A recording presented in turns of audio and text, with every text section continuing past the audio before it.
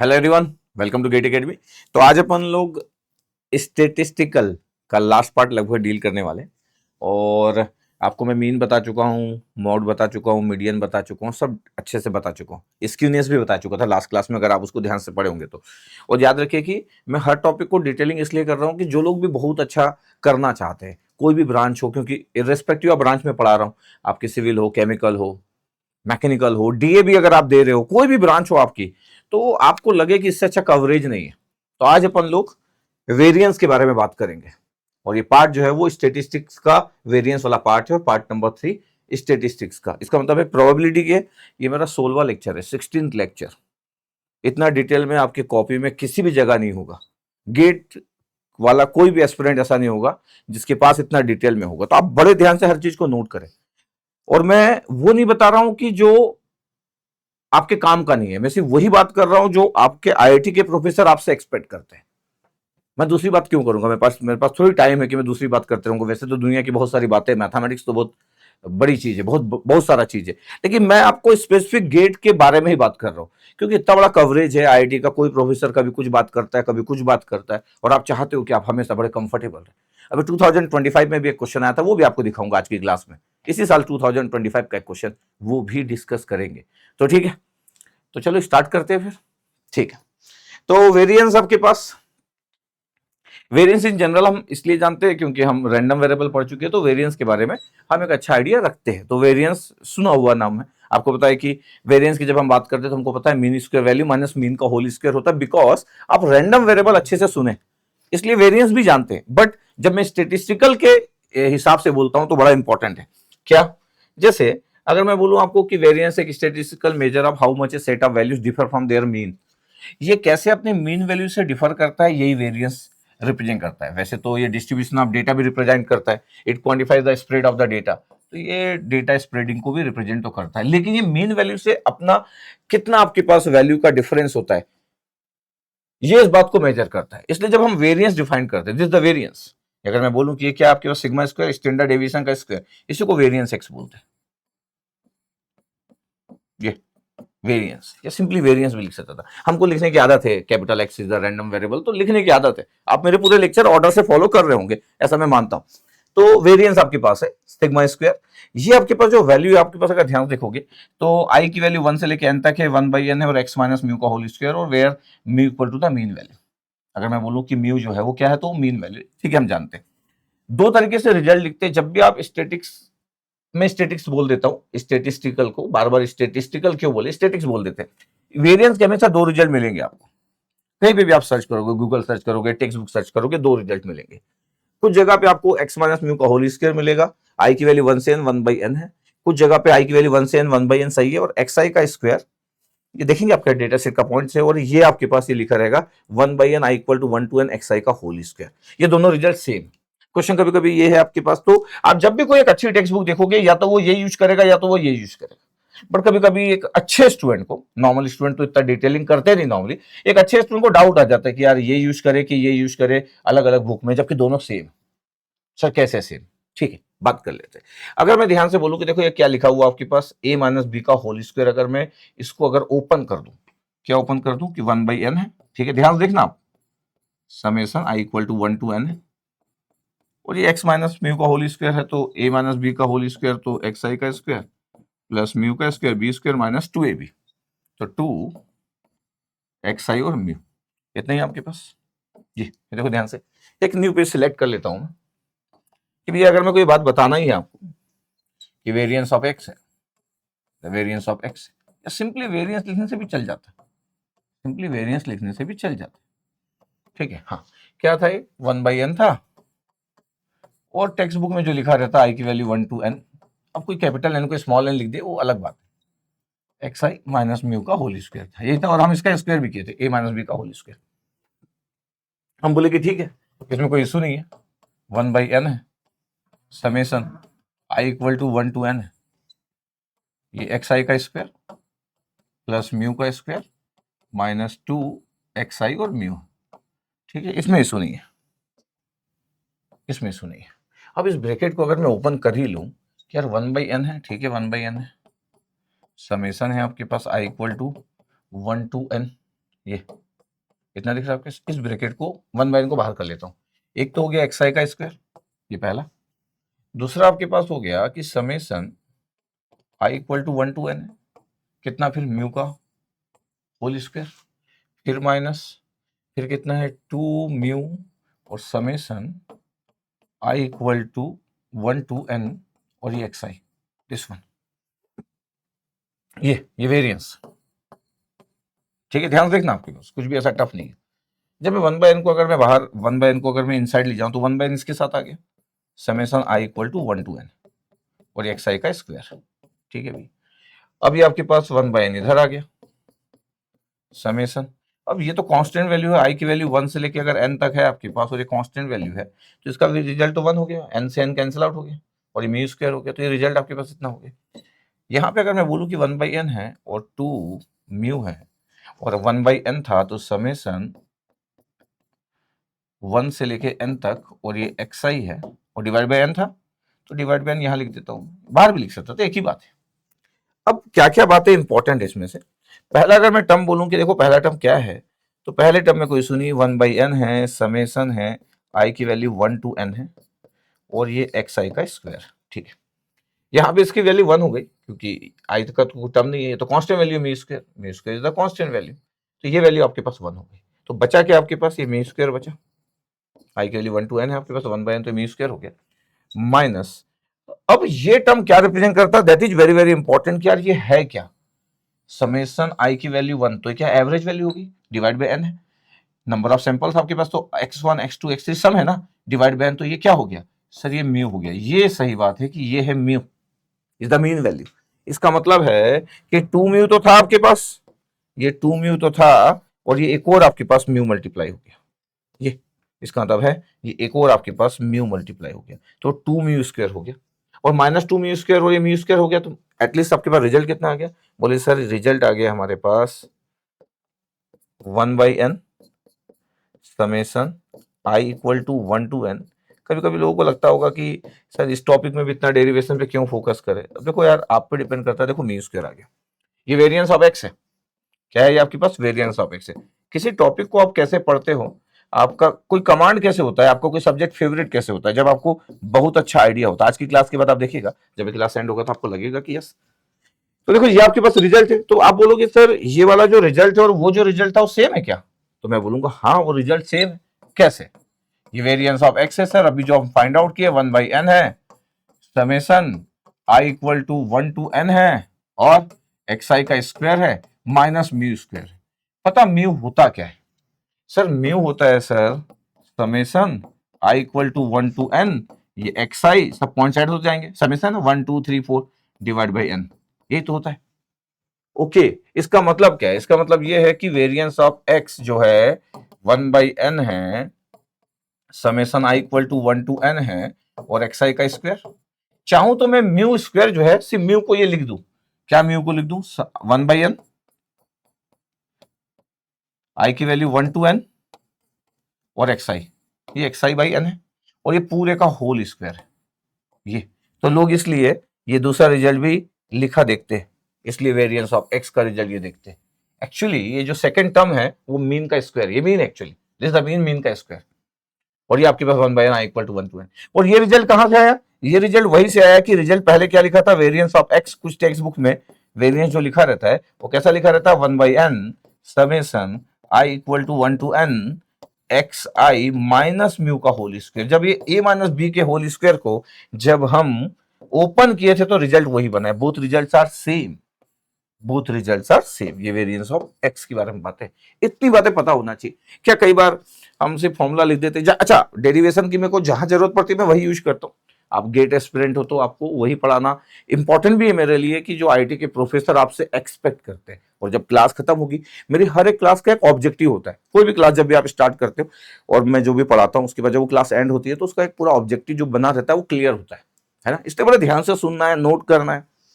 ये हमारे पास था तो हम यहाँ पे थे, तो मैं बोला ये रिजल्ट लिखा रहता है आपके, देखो यही वो रिजल्ट है, ये एक्चुअली म्यू का स्क्वायर, ये मीन वैल्यू है उसका स्क्वायर दिख रहा है। अच्छा xi आपके पास डेटा पॉइंट है, इसमें कोई इशू नहीं है कि xi क्या आपके पास, तो xi आपके पास जो है वो डेटा पॉइंट्स है, ये n जो है नंबर ऑफ डेटा पॉइंट्स है कि कितने डेटा पॉइंट्स है, और mu is the mean of the data. तो अगर मेरे को कोई वेरिएंस की बात करे तो मेरे को इतनी बातें पता होना चाहिए।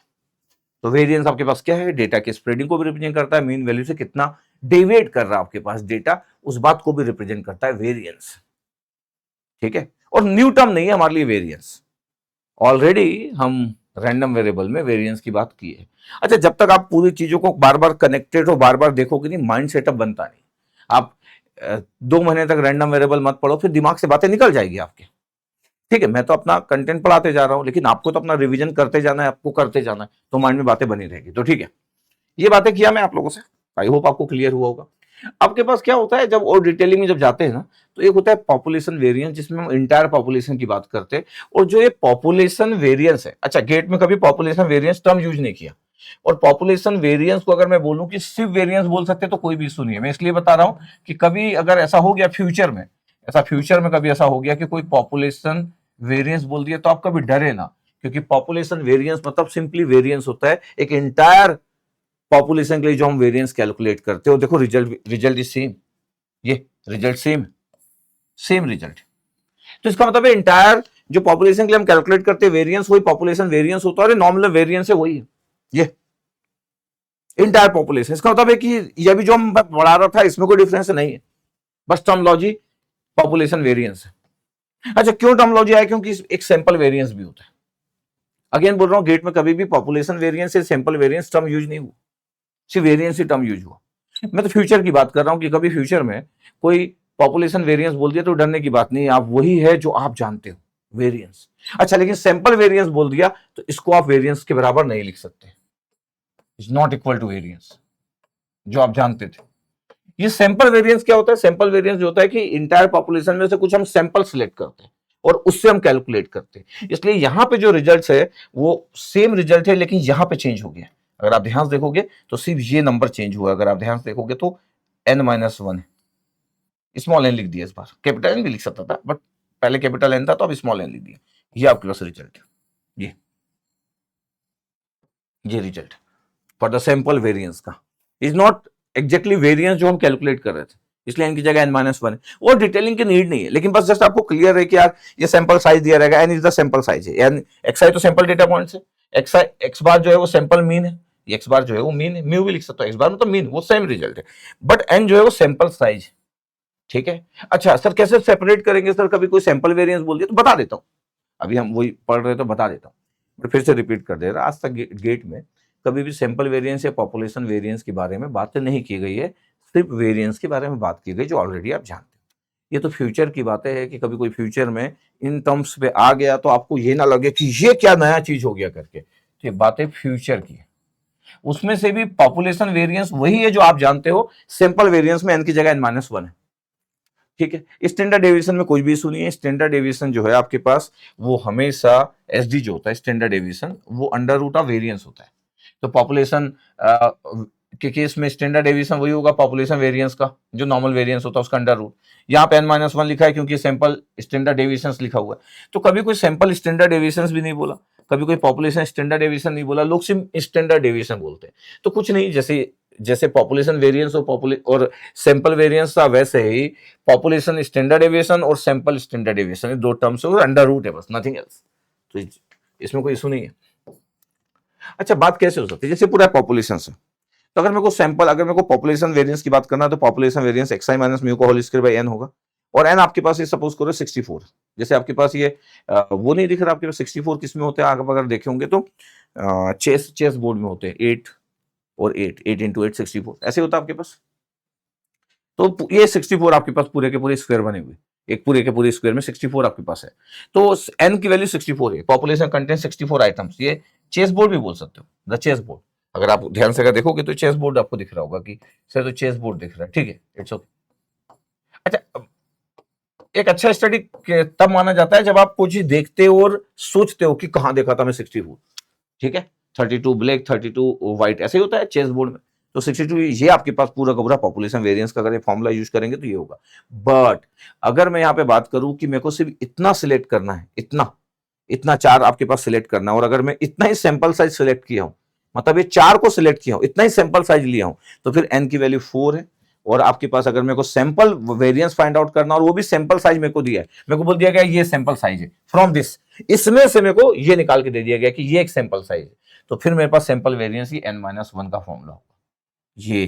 तो जस्ट आपको क्लियर रहे कि अच्छा सैंपल वेरिएंस पॉपुलेशन आपके पास क्या है, तो पॉपुलेशन वेरिएंस का एक पार्ट सैंपल है जब हम सैंपल वेरिएंस के बारे में बात करते हैं। बट कभी कोई गेट में कभी कोई ऐसी बात किया नहीं करो, बार बार इसलिए बता रहा हूं कि जस्ट आपको पता रहे। अच्छा हमको ये भी पता होना चाहिए कि आज तक क्या बात नहीं हुई और अगर बात हो गई तो क्या बात हो सकती है, ये दोनों बात पता होना चाहिए। अच्छा नॉर्मली जो बात आज तक नहीं हुई है वो नॉर्मली एकदम टॉपर स्टूडेंट को छोड़ के बाकी लोग इंटरेस्ट नहीं लेते कभी भी, क्योंकि जो बात कभी हुई नहीं है उसमें एकदम टॉपर कोई होगा, एकदम ही सिंगल डिजिट रैंकर होगा तो वो इंटरेस्ट लेता है कि ये हो भी तो सकता है कभी एग्जाम में आ जाए। नॉर्मल स्टूडेंट जो होता है या अच्छा गुड स्टूडेंट भी होता है वो भी इंटरेस्ट नहीं लेता कि यार ये कौन पूछने वाला है। बट मेरा ऐसे टीचर, मेरा काम है कि अगले अगले आने वाले समय में जब 10 साल बाद भी कोई देखेगा तो कोई देखेगा कि अच्छा ये तो सर बताए थे करके बहुत सालों पहले करके और ये एग्जाम में आ गया टर्म, तो पता होना चाहिए। ये सोच के ही मैं कुछ कुछ बातें बताता हूँ, ठीक है। ये टेबल बना हुआ आपके पास, ये वेरिएंस का रिजल्ट है, स्टैंडर्ड डेविएशन का रिजल्ट है। ये पॉपुलेशन से आपके पास पॉपुलेशन सिंपली वेरिएंस वाली बात होता है, सैंपल का रिजल्ट लिखा हुआ है, वही रिजल्ट लिखा हुआ आपके पास जो था, लेकिन मैं डेरिवेशन में पूरी चीजें डिटेल में बताया भी आप लोगों को। तो टेबल बना हुआ है, टेबल तो इसलिए रहता है कि मैं कंक्लूड कर सकूं आपके लिए बस। अब मेरे को बोला जाए कि यार वेरिएंस निकालो, अब ये एग्जाम में आ सकता है। अगर मैं बोलूं कि सर ये क्या गेट एग्जाम में, हाँ बिल्कुल ऐसा क्वेश्चन गेट एग्जाम में आपको देखने को मिल सकता है। गेट एग्जाम में आपको ऐसा क्वेश्चन देखने को मिल सकता है गेट एग्जाम में। क्या क्या क्वेश्चन? बोले कि सर ये वेरिएंस फाइंड आउट करो, 2 4 6 8 10 डेटा आपके पास। यस, अब मेरे पास डेटा पॉइंट दिया हुआ है और मेरे को बोला है कि मेरे को वेरिएंस फाइंड आउट करना है, ठीक है। अब अगर मेरे को वेरिएंस फाइंड आउट करना है तो मैं क्या करूं? बोले सर डेटा पॉइंट्स कितने हैं आपके पास? एक्स आई की जो वैल्यू है 2 4 6 8, ठीक है। वेरिएंस मेरे को फाइंड आउट करना है, डेटा पॉइंट्स कितने? बोले 5, एन की वैल्यू 5, एन की वैल्यू 5 देख रहे हैं आपके पास कौन कौन से डेटा पॉइंट है? 2 4 6 8 और 10, इतने हैं, तो एन की वैल्यू 5। अच्छा अगर मेरे को बोला जाए कि वेरिएंस मेरे को फाइंड आउट करना है, तो मैं बोला कि वेरिएंस के मेरे पास रिजल्ट है, क्या मेरे पास वेरिएंस के रिजल्ट है। हो सकता है कि कोई व्यक्ति वेरिएंस आपके पास मान लेते हैं कि एक्स आपके पास एक रैंडम वेरिएबल है और 2 4 6 8 10 उसका डेटा है, ऐसे ही आपके पास, और इसका मेरे को वेरिएंस मेरे को फाइंड आउट करना है, इस डेटा का वेरिएंस मेरे को फाइंड आउट करना है, ठीक है। Yes sir. अब अगर मैं बोलूं कि वेरिएंस मेरे को फाइंड आउट करना है, तो मैं भी थोड़ी पहले बोल रहा था कि यार 1/n है, समेशन आई की वैल्यू 1 to n है, और ये एक्स आई माइनस म्यू का होल स्क्वायर है। मैं इससे भी फाइंड आउट कर सकता हूँ। यस मैं इससे भी फाइंड आउट कर सकता हूँ कि सर मैं अगर मेरे पास दूसरा रिजल्ट है जो दूसरी बुक वाले लोग या कोई दूसरा व्यक्ति सॉल्व करेगा तो ऐसा भी सॉल्व कर सकता है कि एक्स आई का स्क्वायर है -1/n है और समेशन आई की वैल्यू 1 to n है और ये एक्स आई और ये मीन वैल्यू है उसका होल स्क्वायर। ये हमारी चॉइस है, ठीक है, ध्यान रखना। तो मैं बोल रहा हूँ कि क्यों ना मैं 2 4 6 8 10 डेटा को ले लूँ कि मेरे पास डेटा पॉइंट्स क्या क्या है। मेरे पास जो डेटा पॉइंट्स है एक रैंडम वेरिएबल मान लेता हूँ 2 4 6 8 10, ठीक है भैया, यही आपके पास 5 डेटा है 2 4 6 8 10, इसका वेरिएंस फाइंड आउट करना। आराम से सुनना मेरी बात हो। सर अगर मैं मीन निकालता तो क्या होता? अच्छा मीन निकालते तो यार समेशन आई की वैल्यू 1 to n है और एक्स आई बाई एन होता। अच्छा मैं इसलिए अच्छे से लिखता हूँ कि जस्ट आपको दिखे ये x1 है, x2 आई की वैल्यू पुट करते जा रहा हूँ, 5 डेटा है, x3 है, x4 है, x5 है। सबसे आसान मीन वैल्यू होता है, वैसे तो मैं मानता हूँ कि मोड सबसे आसान होता है और उसके बाद मीन और डिवाइड बाई n है, और n की वैल्यू कितना है? 5 है। सब डेटा को ऐड कर दो, डिवाइड बाई 5 कर दो, तो डेटा पॉइंट से एक अनग्रुप डेटा से मीन वैल्यू निकालना तो इज ऑलवेज इजी। तो सब डेटा को ऐड कर दोगे तो 2 4 2 + 4 6 6 + 6 12 12 + 8 20 20 + 10 30, तो 30 आ रहा है, डिवाइड बाई 5 आ रहा है, तो 6 आ गया आपके पास। 10 + 8 18 18 और 6 कितना? 24 28 30 30 बाई 5 कर दे तो कितना आ गया सर? 6 आ गया सर। मतलब मीन वैल्यू मेरे को पता है। अब म्यू लिखते हैं या मीन वैल्यू को कोई एक्स बार लिखना चाहता है तो इट्स ओके, ठीक है। अब आपके पास ये आ गया, मीन वैल्यू आ गया, देखना ध्यान से, ठीक है सर। अगर मैं बोल रहा हूँ कि मेरे को इस तरीके से सॉल्व करना है कि सर मेरे को तो वेरिएंस फाइंड आउट करना है, sigma square, that mean the variance, standard deviation का स्क्वायर वेरिएंस होता है, तो कई लोग वेरिएंस को सिर्फ सिग्मा स्क्वायर ही लिखना चाहते हैं, इट्स ओके। अब मैं बोल रहा हूँ कि 1/n और इसका स्क्वायर है, तो 1/n मतलब 1/5 है, और ये आपके पास स्क्वायर करेंगे तो x1 स्क्वायर, फॉर्मूला बता रहा हूँ, x2 स्क्वायर, x3 स्क्वायर। अच्छा मैं तो सॉल्व जल्दी करना है ये कर नहीं रहा हूँ, मैं तो ये बता रहा हूँ कि देखो आपके पास थॉट क्या क्या होना चाहिए। यही हो गया, यही पहला फॉर्मूला था आपके पास, ये वाला एक्स आई का स्क्वायर, एक्स आई की वैल्यू पुट कर जा रहा हूँ 1 से लेके 5 तक, x1 x2 x3 x4 divide by n, ये 1/5 है। माइनस ये था मीन, और जो मीन आप निकाल चुके ये है, मतलब 6 का स्क्वायर, यही हुआ ना मीन का स्क्वायर।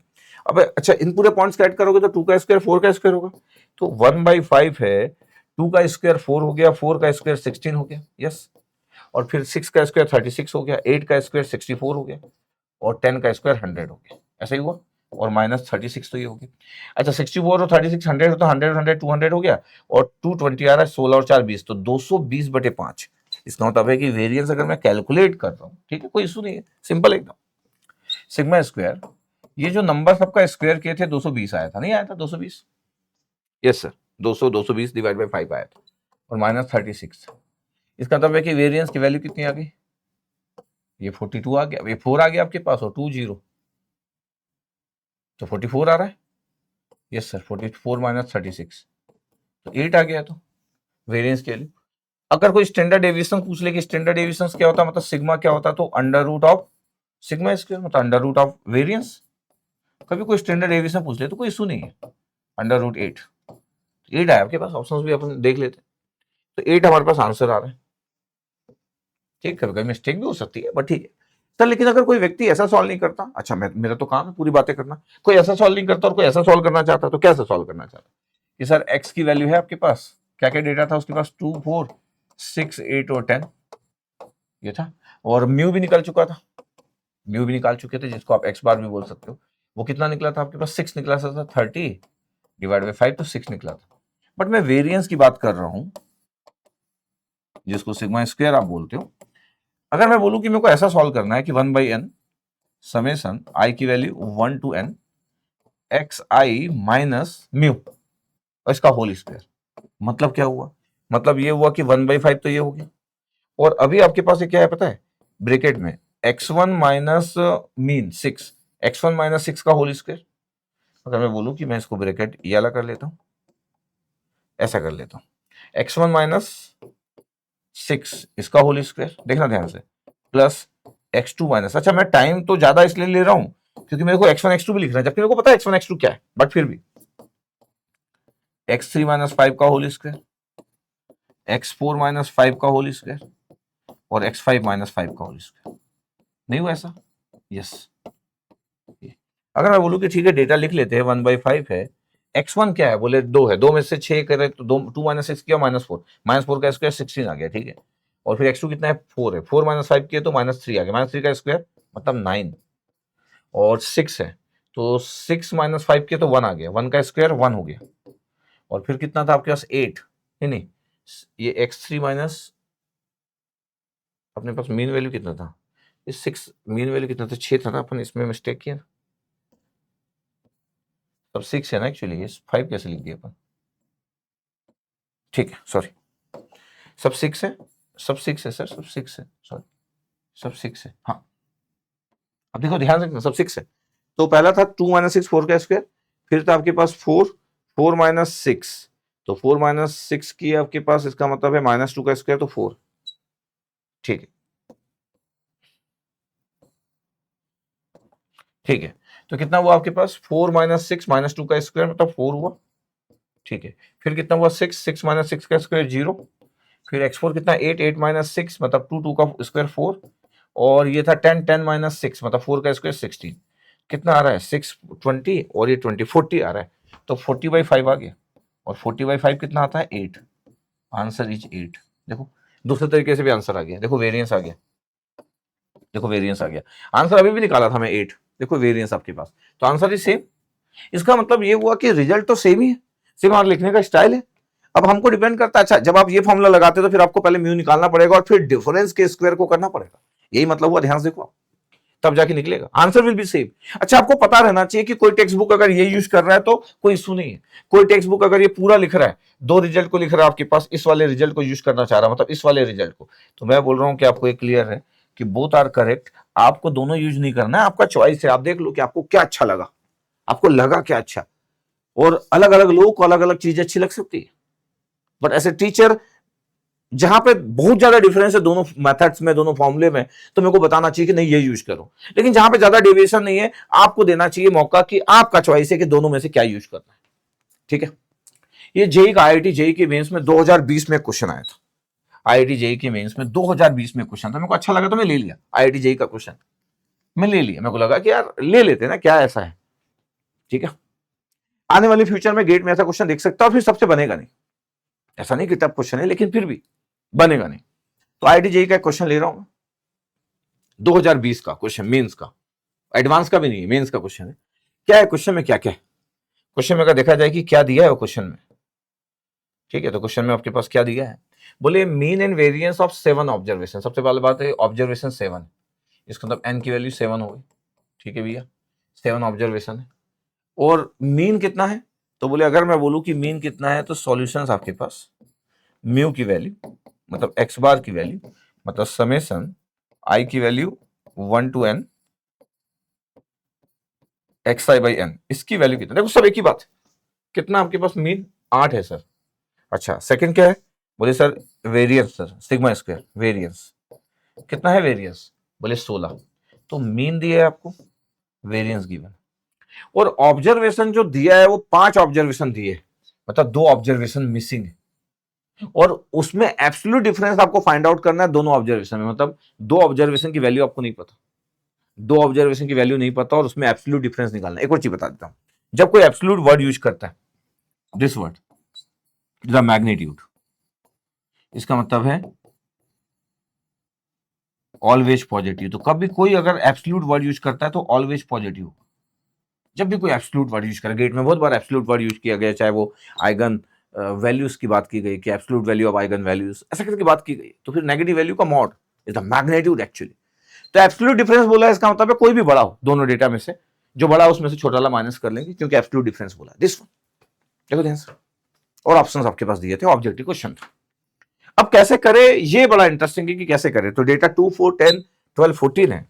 अगर मैं बोलूं कि डेटा मेरे पास क्या क्या है, तो अगर मैं बोलूं कि मेरे पास डेटा आपके पास क्या क्या, तो मेरे पास 2 डेटा तो मिसिंग है, x1 x2, ये 2 डेटा आपके पास मिसिंग है, नहीं पता। और फिर 2 4 10 और क्या क्या डेटा भी है, 2 4 10 12 और 14, 12 और 14 इतना है हमारे पास, देखना ध्यान से देखना। तो 2 डेटा मिसिंग है, ठीक है। मीन वैल्यू म्यू की वैल्यू कितना है, बोले मीन वैल्यू सर है सर 8।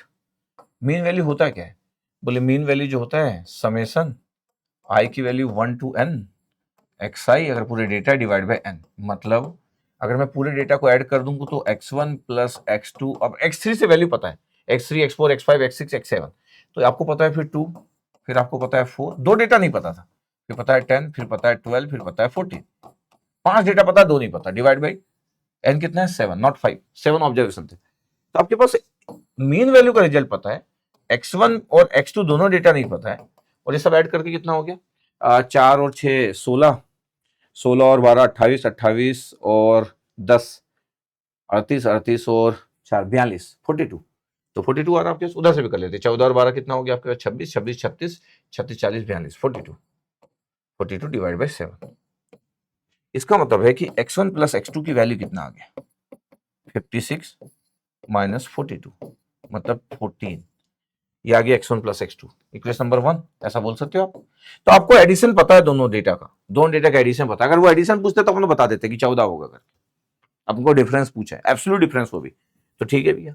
अच्छा आपके पास यहां से यही मिल सकता था, दूसरा क्या आपके पास, अच्छा दूसरा मेरे पास है कि अगर मेरे को वेरिएंस की बात करना है, तो मेरे को वेरिएंस की बात करना है, तो फिर मैं कैसे करूं, वेरिएंस की बात कर सकते हैं, वेरिएंस ऑफ एक्स या सिग्मा स्क्वायर 1/n आपके लिए। अच्छा जब आप बार बार कोई चीज को लिखते हैं ना, ये लिखने का पीछे रीजन क्या पता है, ये लिखने के पीछे कि जब आप कोई चीज को, ये म्यू का स्क्वायर है, ये आपको पता है, बार बार कोई चीज को अगर आप लिखते हो ना, तो इससे बहुत एडवांटेज होता है। वेरिएंस कितना दिया था भैया आपको, सर वेरिएंस दिया था सर 16 क्वेश्चन में, 16 था वेरिएंस, तो सर वेरिएंस आपके पास 16 था, तो ठीक है 16 था, ये सबका स्क्वायर करेंगे तो कितना होगा, सर x1 का स्क्वायर होगा, x2 का स्क्वायर होगा, 2 डेटा तो पता ही नहीं है, और थर्ड डेटा कितना था सर 2 था सर, तो 2 का स्क्वायर कितना हो गया 4, 4 का स्क्वायर कितना हो गया 16, फिर कौन सा डेटा था सर 10, 10 का स्क्वायर कितना हो गया 100, 12 का स्क्वायर कितना हो गया 144, और 14 का स्क्वायर कितना हो गया 196, और डिवाइड बाई सर 7, सर बिल्कुल सही, माइनस म्यू, म्यू कितना था मीन वैल्यू, और मीन कितना था आपके पास क्वेश्चन में 8,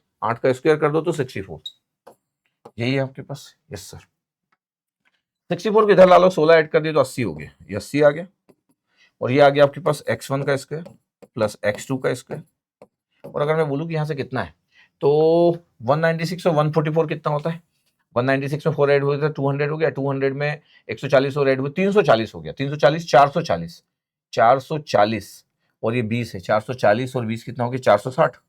चेक करना, होना चाहिए और डिवाइड बाई ये, तो ये 560 आ गया।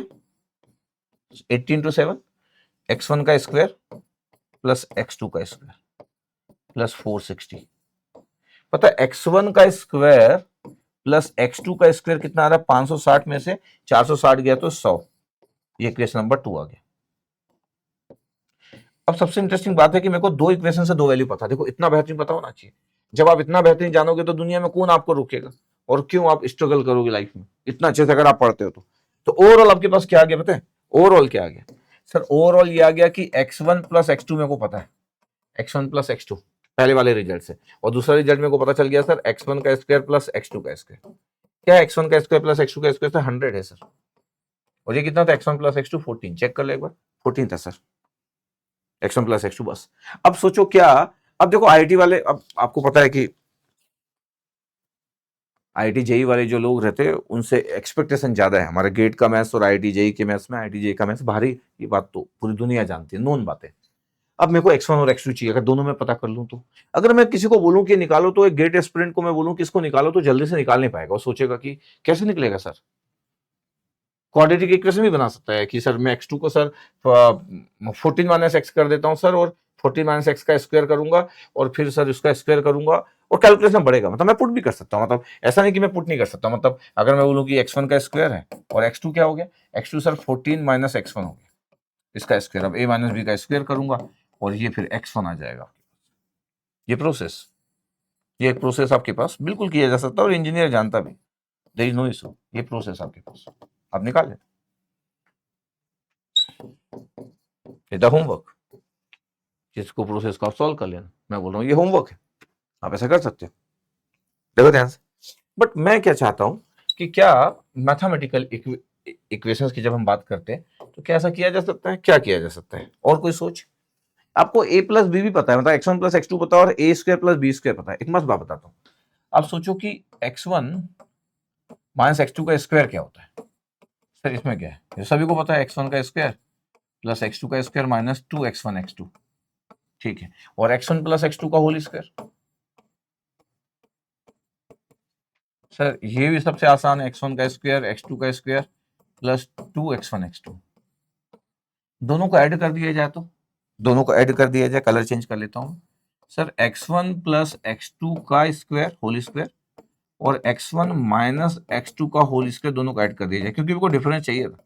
ये दोनों को ऐड करने से क्या हो गया सर? ट्वाइस हो गया, ये तो कैंसिल आउट हो गया, और x1 का स्क्वायर प्लस x2 का स्क्वायर। ऐसा करने से क्या हुआ बताओ आपके पास? क्या हुआ ऐसा करने से? सर ऐसा करने से ये हुआ कि मेरे पास ना क्या पता है x1 प्लस x2 पता है 14, इसका मतलब 14 का स्क्वायर आ गया है, और x1 माइनस x2 ये तो नहीं पता, इसका डिफरेंस वैसे भी मेरे को चाहिए, और ये ट्वाइस, और x1 का स्क्वायर प्लस x2 का स्क्वायर 100 था, तो 2 इंटू 100 आ गया, मतलब ये 200 आ गया सर। और 200 में से अगर ये 14 का स्क्वायर 196 गया, तो x1 माइनस x2 का होल स्क्वायर पता कितना आ गया? 200 में से 196 गया तो 4 आ गया, मतलब x1 माइनस x2 की वैल्यू कितनी आ गई? Plus minus 2, plus minus 2। जब मेरे को एब्सोल्यूट वैल्यू बोला है, the absolute value that means the magnitude, difference का मैग्नीट्यूड, तो answer will be 2, the always positive 2 answer. इसका मतलब इस क्वेश्चन का आंसर क्या हो गया? इस क्वेश्चन का आंसर 2 हो गया। तो सर ये तो गजब का क्वेश्चन है। हाँ मैं बोला भी था कि अगर गेट में क्वेश्चन आ जाएगा तो नहीं बनेगा, क्योंकि एक ही बात है कि एक गेट एस्पिरेंट जो होते हैं कई बार इतना बिलीव नहीं करते खुद पे कि मैं इतना कर सकता हूं। उनको लगता है कि किसी एक फॉर्मूले में पुट करेंगे डेटा आ जाएगा। जब आपके पास ये टेंडेंसी होगी सोचने की और मैनेज करने की, तो आप एक अच्छे एस्पिरेंट बनेंगे ही। अच्छा ये क्वेश्चन की बात नहीं है, ये तरीका और ये एटीट्यूड अगर आपका है तो आप गेट को फोड़ देंगे, अगर ये आपका एटीट्यूड है। ये देखो, एक पहले इक्वेशन से एक चीज निकली, दूसरे इक्वेशन से दूसरी चीज निकली, और फिर दोनों को लेकर आप बैठे हुए थे। चाहते तो आप ये कर सकते हो, मैं चाहता हूं कि आप ये करें, ये आप करें, और करना चाहिए, क्योंकि ये तो हमको पता ही है। अच्छा मेरे पास जो दो डेटा थे, मैं ऐसा सोच सकता हूं। अच्छा ये कोई बोलेगा कि सर मैं कैसे सोच पाऊंगा? नहीं आता है कि स्टूडेंट को जल्दी से क्लिक नहीं करता है सब चीजें। जब तक मैथमेटिकल, जितना ज्यादा आपका इन्वॉल्वमेंट है मैथमेटिक्स में, तभी आपके पास सोच आती है कि मेरे को कब क्या कैसे करना है। अदरवाइज तो बेसिक एक अप्रोच है कि मैं एक को रिप्लेस कर लूं और सॉल्व करूं, और अभी सॉल्व हो जाएगा। सॉल्व हो जाएगा ना, क्वाड्रेटिक इक्वेशन बन जाएगा, x1 की वैल्यू आ जाएगी, फिर x1 की वैल्यू पुट कर देंगे। ठीक है, तो जरूर ट्राई कीजिएगा, but this one is very very good thing. तो आंसर 2 आ गया आपके पास, अच्छा क्वेश्चन था, आई होप आपको मजा आया होगा। अगर मेरे को अगर बोल दिया जाए, अब चलो कोई फटाफट कुछ सॉल्यूशन सॉल्व एग्जांपल भी मैं फटाफट बता दे जाता हूँ, सॉल्व एग्जांपल है तो मैं फटाफट बता दे जाता हूँ, एक कंसेप्ट पूरा बता दिया। कोई बोल रहा पॉपुलेशन वेरिएंस निकालिए और डेटा शीट दी है, कभी कोई बोल दिया पॉपुलेशन वेरिएंस, तो डरने की जरूरत नहीं है, क्योंकि पॉपुलेशन वेरिएंस कुछ नया नहीं है, वही है जो आप जानते हो। एन के वैल्यू 5 है क्योंकि 5 डेटा है, ये मीन निकाल लिया अपन, दिस द मीन। अब मैं बोल रहा हूँ कि अगर मेरे को ये फॉर्मुला यूज करना है, एक्स आई माइनस म्यू का whole square divide by n के लिए 5 है, हर एक डेटा पॉइंट में से x I is the data और म्यू इज द मीन, जो थोड़ी देर पहले सॉल्व किया था, सबका डिफरेंस करो, स्क्वायर करते जाओ और डिवाइड बाय 5 कर दो, 6.8 आ गया पॉपुलेशन वेरिएंस, आ गया पॉपुलेशन वेरिएंस। तो कुछ नया नहीं था, पॉपुलेशन वेरिएंस और वेरिएंस बोथ आर सेम, और ये आपको पता भी है। अभी मैं जब डेटा सेट था तो मैं 2 तरीके से सॉल्व किया था, मैं बोला था कि किसी का एक तरीका हो सकता है, किसी का दूसरा तरीका हो सकता है, आई होप आपको क्लियर। एक तरीके से मैं सॉल्व दिखाया, और कभी कोई पॉपुलेशन वेरिएंस पूछ लिया तो दैट मींस द वेरिएंस। अच्छा, अगर आपको कोई बोल दे, क्या बोलते हैं आपके पास, सपोज करो कि अगर हमारे पास ये दिया हुआ है, ये अगर मेरे को बोल दिया जाए कि 45 स्टूडेंट थे क्लास में, लेकिन मेरे को 5 ही स्टूडेंट को रैंडमली मैं सिलेक्ट कर रहा हूं, मतलब तो सैंपल हुआ, 5 डेटा आपके पास और सबके हाइट दी है 131, 148, 139, 142, 152, और मेरे को सैंपल वेरिएंस पूछा गया। ये कभी नहीं पूछा गया ऐसा, ना पॉपुलेशन वेरिएंस टर्म यूज किया गया, पर ऐसा पूछ लिया गया तो सबको बनेगा नहीं, क्योंकि किसी के लिए नया टर्म हो सकता है कि यार सैंपल वेरिएंस, ये सैंपल है आपके पास 45 की क्लास में से 5 ही स्टूडेंट का सैंपल आप सिलेक्ट कर रहे हैं, तो पता है सैंपल साइज 5 का है, मीन वैल्यू निकालना तो 5 को ऐड कर दो, डिवाइड बाय 5 कर दो, मीन वैल्यू निकल गया। अरे मीन वैल्यू तो 5 सैंपल साइज है, सबको ऐड कर दो, डिवाइड बाय 5, मीन वैल्यू निकल गया। बट सैंपल वेरिएंस क्या होता है, सैंपल वेरिएंस n-5 होता है, और ये 5 की जगह 4 हो गया, ये देखो 4, और बाकी वो डिफरेंस का स्क्वायर तो करते थे, तो ये 63.3 सेंटीमीटर स्क्वायर आ गया, इज द सैंपल वेरिएंस। कभी नहीं पूछा गया ऐसा कुछ भी। तो अगर सैंपल वेरिएंस किसी को पूछना है तो उसको ऐसी बात करना पड़ेगा कि आपके पास 45 स्टूडेंट थे क्लास में, जिसमें से 5 स्टूडेंट को रैंडमली सिलेक्ट किया गया और सबकी हाइट दी हुई थी, और मेरे को सैंपल वेरिएंस चाहिए भैया, recorded height of 5 student. Sample variance किसे चाहिए, जो हाइट रिकॉर्ड की गई है 5 स्टूडेंट को, उसका सैंपल वेरिएंस की वैल्यू चाहिए। जस्ट आपको आइडिया रहे कि सैंपल वेरिएंस का क्वेश्चन कैसे क्रिएट किया जाएगा, तो ऐसे क्रिएट किया जाएगा। क्या ऐसा क्रिएट कभी किया गया हिस्ट्री में? नहीं क्रिएट किया गया, ना पूछा गया है। पूछा जा सकता है, बिल्कुल पूछा जा सकता है फ्यूचर में, कब आई डोंट नो। अभी देखिए आपके पास, find the variance and standard deviation of the throwing a dice. अब आपके पास एक अगर डाइस को मैं थ्रो कर रहा हूं और मेरे को वेरिएंस और स्टैंडर्ड डेविएशन का चाहिए, मेथड 1 लिखा है इसका, तो और भी मेथड से बात करूंगा, ध्यान से सुनते रहिएगा, आज की क्लास इंपॉर्टेंट है, ठीक है। हाँ, अब मैं बोल रहा हूं कि अगर मैं एक डाइस को थ्रोइंग ए डाइस, अगर मैं बोल रहा हूं कि एक डाइस को अगर मैं थ्रो कर रहा हूं, ठीक है, अगर मैं डाइस अगर आपके पास थ्रो कर रहा हूं, तो फिर मेरे को पता है कि मेरे पास आपके पास डाइस में कितने नंबर होंगे।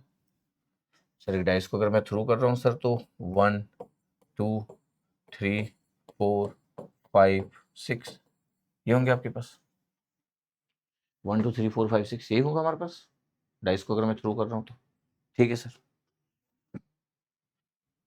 मैं देख रहा था कि मेरे पास एक कॉइन वाला भी था, उसके बाद ये मैं देख लेता हूँ, बोला अभी मैं बताता हूँ आपको। अच्छा, ऑल नंबर ये था आपके पास, ये मेथड 2 का था ये, ठीक है। मैं देख रहा था कि अच्छा ये कॉइन वाला भी था, यहाँ पे दिया हुआ, ठीक है, इट्स ओके, कोई इशू नहीं, ठीक है। मैं वो देख रहा था कि कहाँ पे क्या चीज़ है। ये आपके पास एक डाइस को अगर मैं थ्रो कर रहा हूँ तो मेरे पास ये, अच्छा रैंडम वेरिएबल से अगर मेरे को वेरिएंस और अगर ये चाहिए स्टैंडर्ड डेविएशन, स्टैंडर्ड डेविएशन से परेशान नहीं होना, वो तो हम अंडर रूट कर लेंगे। अगर मेरे पास 1 2 3 4 5 6 आपके पास ये डाइस कर रहा हूँ, तो ये आपके पास वैल्यूज। अगर मैं रैंडम वेरिएबल से कर रहा हूँ, तो रैंडम वेरिएबल में जब हमको वेरिएंस फाइंड आउट करना रहता था, तो हम बोलते थे कि यार वेरिएंस ऑफ एक्स क्या होता है, वेरिएंस ऑफ एक्स जो होता है वो mean square value, that mean the expected value of x square minus mean value का whole square, expected value of X का होल स्क्वायर, ऐसे होता था आपके पास। यस, ये मतलब एमएसवी, पहला वाला टर्म एमएसवी माइनस मीन का होल स्क्वायर। अभी थोड़ी देर पहले भी हम रिजल्ट निकाले थे, तो आप ये भी तो बोल सकते हो कि सर जो पहला वाला टर्म था अभी स्टेटिस्टिक्स में, वो वाला पार्ट तो आपके पास था ही, 1/n समेशन सिग्मा एक्स आई का होल स्क्वायर, वही मीन स्क्वायर वैल्यू हो गया। अभी थोड़ी देर पहले किया था ना। आप ये भी बोल सकते हो कि सर अभी थोड़ी देर पहले तो आप वेरिएंस का एक रिजल्ट लिख रहे थे, हमें अब मैं रैंडम वेरिएबल और स्टैटिक्स वाले पार्ट को अब मिक्स करूंगा। अभी हम क्या लिख रहे थे, 1/n। हाँ सर, समेशन आई की वैल्यू 1 to n। अच्छा, मेरे को मिक्स इसलिए करना है क्योंकि अब तो एंड करना है ना इस टॉपिक को, ये मीन स्क्वायर वैल्यू है, और माइनस 1/n समेशन आई की value 1 to n the X I, इसका whole square is the value mean. ये मीन का स्क्वायर है और ये एमएसवी है, the mean square value. Actually random variable में तो खूब यूज किया, लेकिन ये आपके पास स्टेटिस्टिक्स में अगर मैं बात करूं तो ये स्टेटिक्स ही बोल देते अपन तो स्टेटिक्स में बात करें तो ये आपके पास। इसलिए कभी कभी हमको क्लियर रहना चाहिए कि अब यार हम, नहीं तो कभी कभी हमको कंफ्यूजन हो जाता है कि रैंडम वेरिएबल में अलग था, इसमें अलग था। नहीं, यहाँ पे डेटा पॉइंट्स आपके पास ऐसे हम सॉल्व करते। अब देखो, अगर मैं बोलूं कि मैं रैंडम वेरिएबल से सॉल्व करना चाहता हूं तो मैं एक्सपेक्टेड वैल्यू ऑफ एक्स की बात करूंगा। रैंडम वेरिएबल में एक्सपेक्टेड वैल्यू फाइंड आउट करना, expected value x square find out करना, सब आप जानते हो, जो मैं कभी करूंगा। कैसे? अगर मेरे को रैंडम वेरिएबल से फाइंड आउट करना है और मेरे पास आपके पास ये है, एक डाइस को थ्रो किया हूं मैं, 1 2 3 4 5 6, सबकी प्रोबेबिलिटी कितनी है? अगर मैं बोलूं कि probability of x equal to 1/6 है sir, x equal to 2 sir 1/6 है, x इक्वल टू 3 1/6 है, सबकी प्रोबेबिलिटी 1/6। ये सब आपको पता है, मतलब क्वेश्चन ये है कि ये आपको पता है।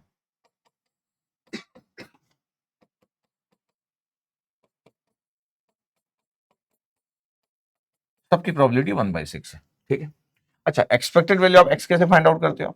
एक्सपेक्टेड वैल्यू ऑफ x जो हम फाइंड आउट करते थे, पुरानी बातें, तो समेशन i की वैल्यू 1 to आपके पास xi और p x equal to xi, ऐसे करते थे। यस सर, यही करते थे। ध्यान से देखो, आपके पास अभी ये x की वैल्यू आपके पास x1 probability x equal to 1, यही आपके पास होता था। i की वैल्यू 1 से लेके जितनी भी आपके पास वैल्यूज है, यही हम करते थे। इसका मतलब क्या हो गया? इसका मतलब हो गया कि x1 probability of x equal to x1, ये plus x2 probability of x equal to x2। ये x1 x2 क्या है sir? x1 x2 x3 x4 x5 x6, वही आपके पास डेटा पॉइंट्स, यही आपके पास लिखते थे हम, एक्सपेक्टेड वैल्यू ऑफ x। अब मेरे को ये पता है, क्या पता है कि सर x1 की वैल्यू 1 है और इसकी प्रोबेबिलिटी कितनी हो गई, x इक्वल टू 1 की प्रोबेबिलिटी, x1 मतलब 1, x2 मतलब 2, इसकी प्रोबेबिलिटी 1/6, तो 1 इंटू 1/6 है। Yes sir. फिर कितना है सर? 2 इंटू 1/6 है। फिर 3 इंटू 1/6 है, बिल्कुल सही सर।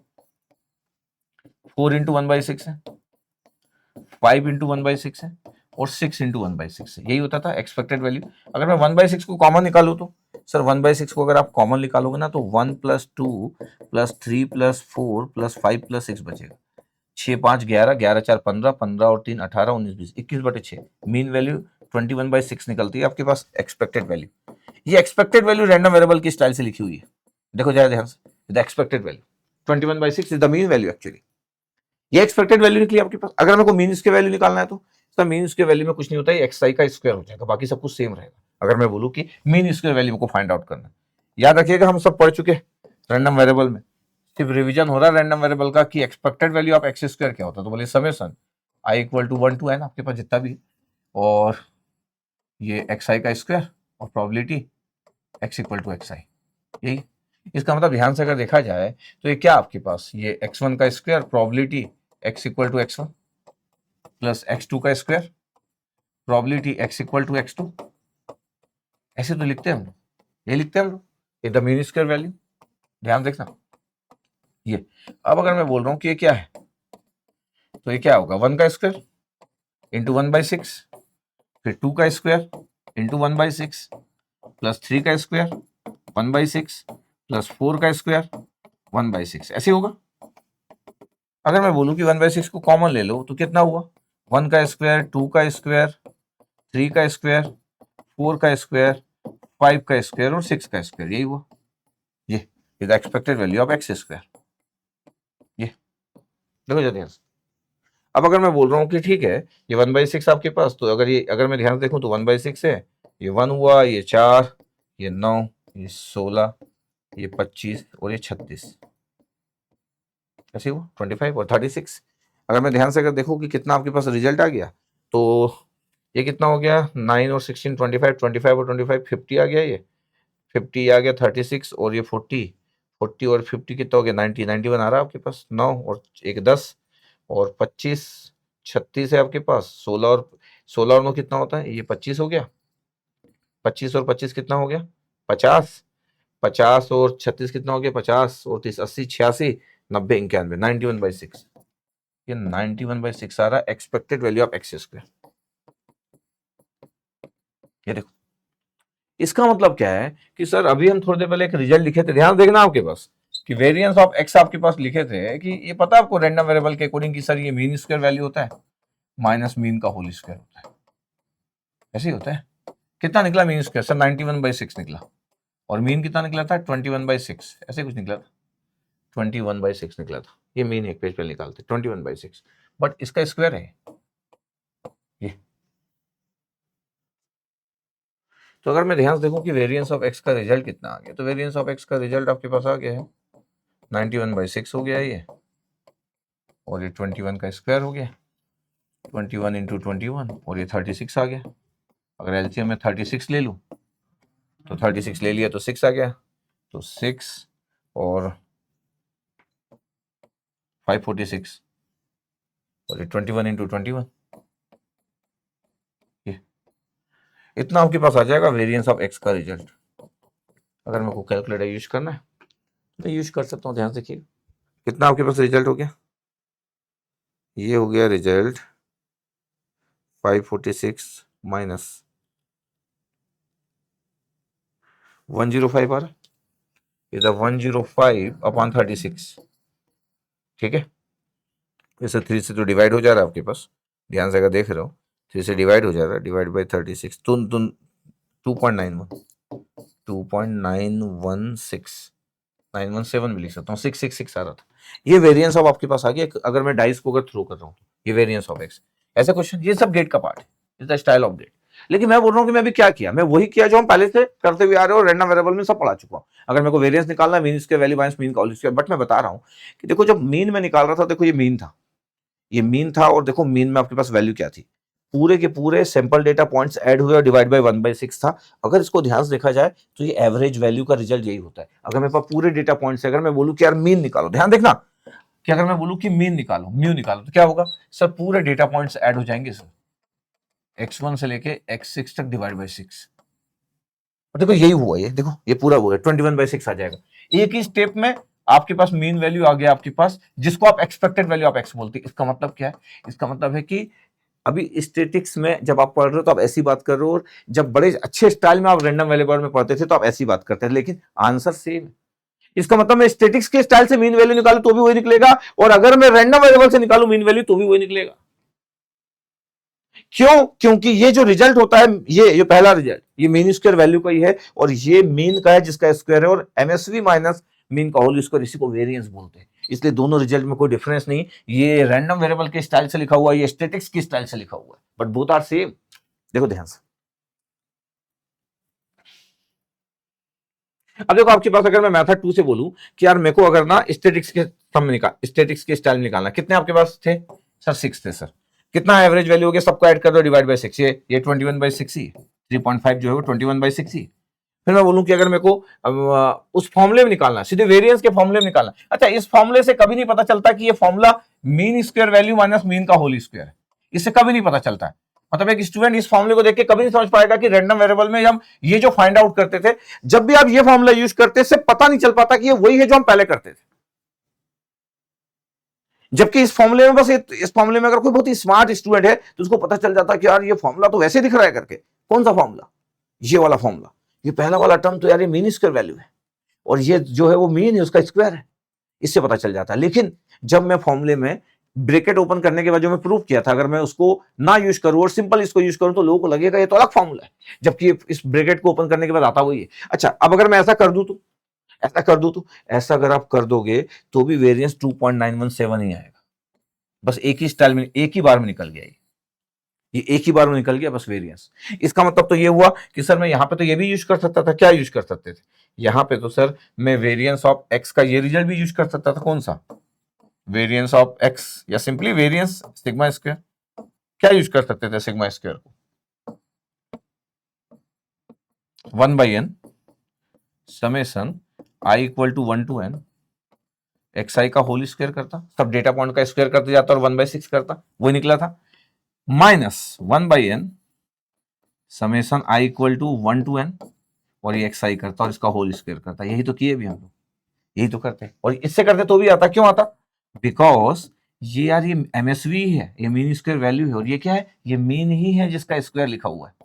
ये देखो answer will be same, but ये करने से पता नहीं चल पा रहा है, आंसर तो वही आने वाला है। इसका मतलब ऐसा नहीं होता कि आप स्टैटिक्स पढ़ रहे हो तो आपका वो रैंडम वेरिएबल का कांसेप्ट चेंज हो गया। कई बार हमको जब हम दो तरीके से पढ़ते हैं किसी भी सब्जेक्ट में, मैथ्स हो चाहे आपका कोई भी टेक्निकल सब्जेक्ट हो, जब आप तरीका चेंज करते हो तो कभी कभी आपको लगता है कि यार ये एक अलग है वो एक अलग है। आपको एज ए स्टूडेंट आपको हर दो चीजें जब भी पढ़ते हो आपको रिलेट करते आना चाहिए। अगर आप में ये टेंडेंसी है, क्योंकि हर टीचर आपको रिलेट नहीं करवाएगा, जब वो पढ़ाएगा पहला तो पहले पे फोकस करेगा, जब वो दूसरा पढ़ाएगा तो दूसरे पे फोकस करेगा, दूसरा पढ़ाते समय पहले पे आएगा नहीं, क्योंकि टेक्स्ट बुक में भी दूसरा जब भी डिस्कस होता है पहले पे कोई नहीं आता। ऐसे कोई टेक्स्ट बुक कोई लिखता ही नहीं है कि कोई आप स्टैटिक्स पढ़ रहे हो और स्टैटिक्स की टेक्स्ट बुक में कोई रैंडम वेरिएबल उसी समय डाल दे, ऐसी दुनिया की टेक्स्ट बुक नहीं होती। तो टीचर भी इसलिए नहीं करता है, इसलिए स्टूडेंट की रिस्पॉन्सिबिलिटी खुद बढ़ जाती है। अगर आपको लाइफ में अच्छा करना है तो आपको ऐसा नहीं हो सकता कि हर बार कोई ऐसा टीचर मिले जो सेकंड तरीके से करवाते समय फर्स्ट तरीके से सेकंड तरीके को दिखाते रहे, ऐसा हर बार नहीं हो सकता। इस बात को ध्यान रखिएगा, ठीक है। आई होप आपको ये अंडरस्टैंड हुआ। अब आपके पास इवन नंबर है लेस देन 10 है। अगर मैं बोलूं कि कोई इवन नंबर है लेस देन 10 है, अच्छा इसमें आपके पास कभी कभी आ जाता है कि इवन नंबर लेस देन 10 है, तो आपके पास आपको लगेगा कि नेगेटिव नंबर भी आ सकते हैं, तो all the even number less than 10 है, all even all positive even number लिख देता मैं यहाँ पे ना, क्वेश्चन को चेंज कर देता। ये क्वेश्चन एग्जाम्पल है, एग्जाम का क्वेश्चन नहीं है, ये पॉजिटिव इवन नंबर बोल देता जो लेस देन 10, क्योंकि पॉजिटिव इवन नंबर अगर मैं लेस देन 10 बोल दे रहा हूँ तो रिजल्ट आपके पास आ गया 2 4 6 और 8, ये 2 4 6 8 आ गया ऑल पॉजिटिव इवन नंबर, क्योंकि जो 10 से जो नंबर लेस होते हैं फिर उसमें नेगेटिव -2 -4 -6 ये पूरे नंबर आ जाएंगे। अच्छा कभी कभी लोग बोल देते कि सर जीरो भी इंक्लूड हो जाएगा, नहीं जीरो आपके पास इवन और ऑड नंबर नहीं होता।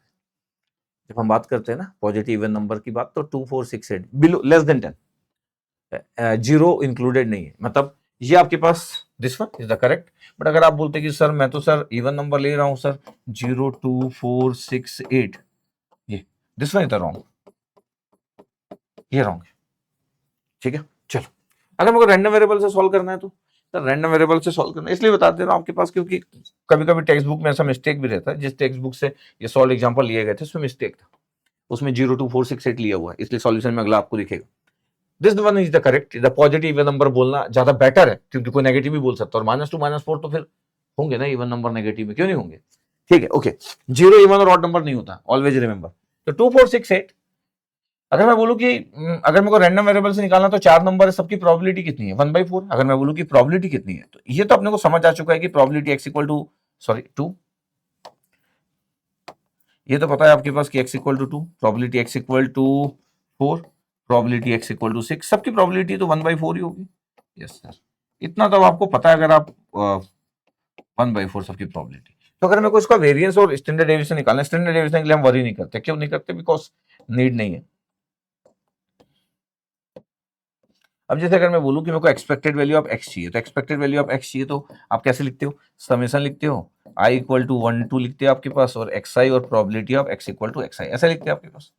ध्यान से देखा जाए तो क्या हो गया, 1/4 हो गया, मतलब xi प्रोबेबिलिटी 1/4 है और xi की वैल्यू है, तो आपके पास हुआ क्या, ध्यान से अगर देखा जाए तो x1 probability of x equal to x1, yes sir, फिर x2 probability of x equal to x2, ये स्टाइल है अपना अप टू x4, लेकिन सबकी प्रोबेबिलिटी 1/4 है, तो मैं बोल देता हूँ कि x1 की वैल्यू कितना है 2 है, तो 2 इंटू 1/4 हो गया, फिर सर 4 है 4 इंटू 1/4 हो गया, फिर 6 है 6 इंटू 1/4 हो गया, फिर 8 इंटू 1/4 हो गया।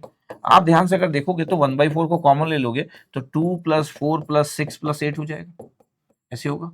8 8 और 6 तो 4 और 6 6 12 12 और 8 20, 20 डिवाइड बाय 4 किया तो 5 आ गया, the mean value is the 5, नहीं आ गया मीन वैल्यू 5।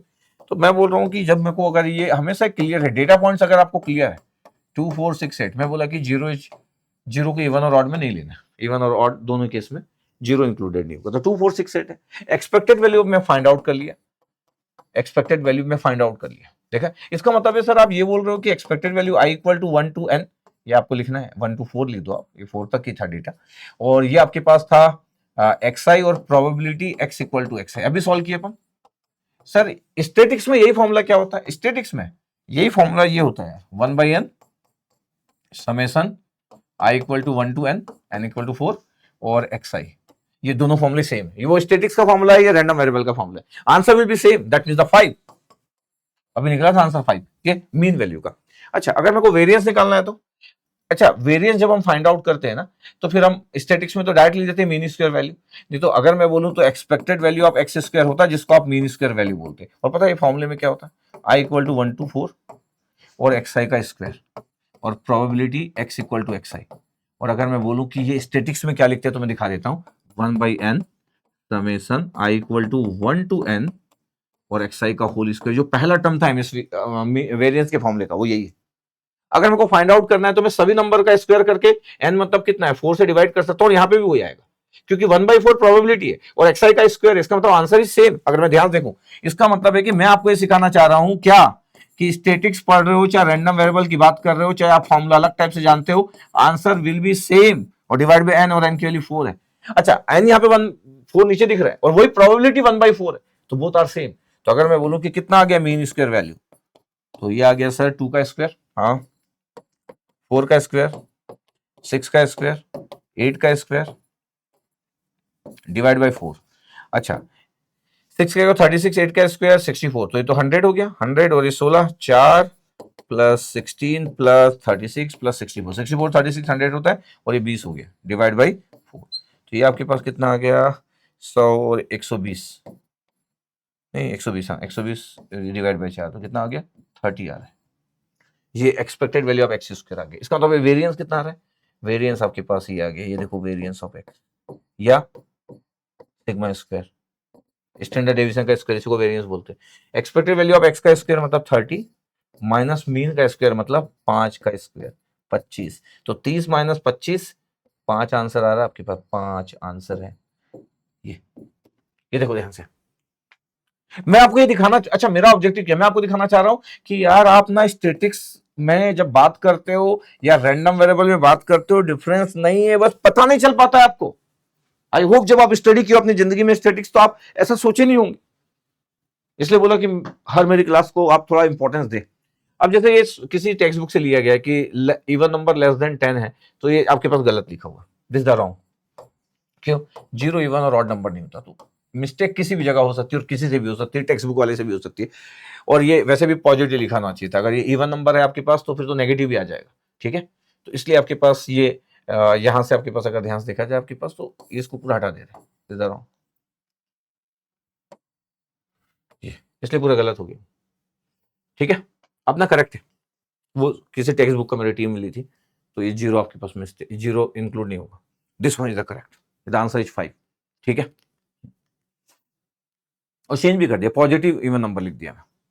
अच्छा अगर मैं बोलूं कि किसी कॉइन को आपके पास जब आप थ्रो करते हो, तो कॉइन में आपके पास जब आप थ्रो करते हो तो क्या होता है, जब एक कॉइन को आप थ्रो करते हो, ठीक है, सब पढ़ चुके हैं आप, बोलोगे सर ये सब पढ़ चुके हैं, ठीक है, अच्छी तो बात है। एक कॉइन को थ्रो करते हो तो क्या होता है, हेड और टेल। अगर मैं ध्यान से अगर मैं बोलूँ तो हेड, आपके पास एक कॉइन को थ्रो करोगे तो हेड होगा, ये आपके पास टेल होगा। अच्छा अगर मैं हेड को अगर दे दूं आपके पास की 1 है, अच्छा प्रोबेबिलिटी आपको ये भी पता है, प्रोबेबिलिटी क्या पता है आपके पास, प्रोबेबिलिटी ये पता है आपके पास कि जब एक कॉइन को टॉस करते हो तो प्रोबेबिलिटी आपके पास हेड आने की प्रोबेबिलिटी, हेड आने की प्रोबेबिलिटी 1/2 और टेल आने की प्रोबेबिलिटी भी 1/2 होती है। अच्छा हेड को अगर आप 1 बोल दो तो फिर प्रोबेबिलिटी आप रैंडम वेरिएबल में अगर आप लिख दो कि 1 और 0 है आपके पास, तो एक्स की वैल्यू में आपके पास सिर्फ 2 वैल्यू बचती है।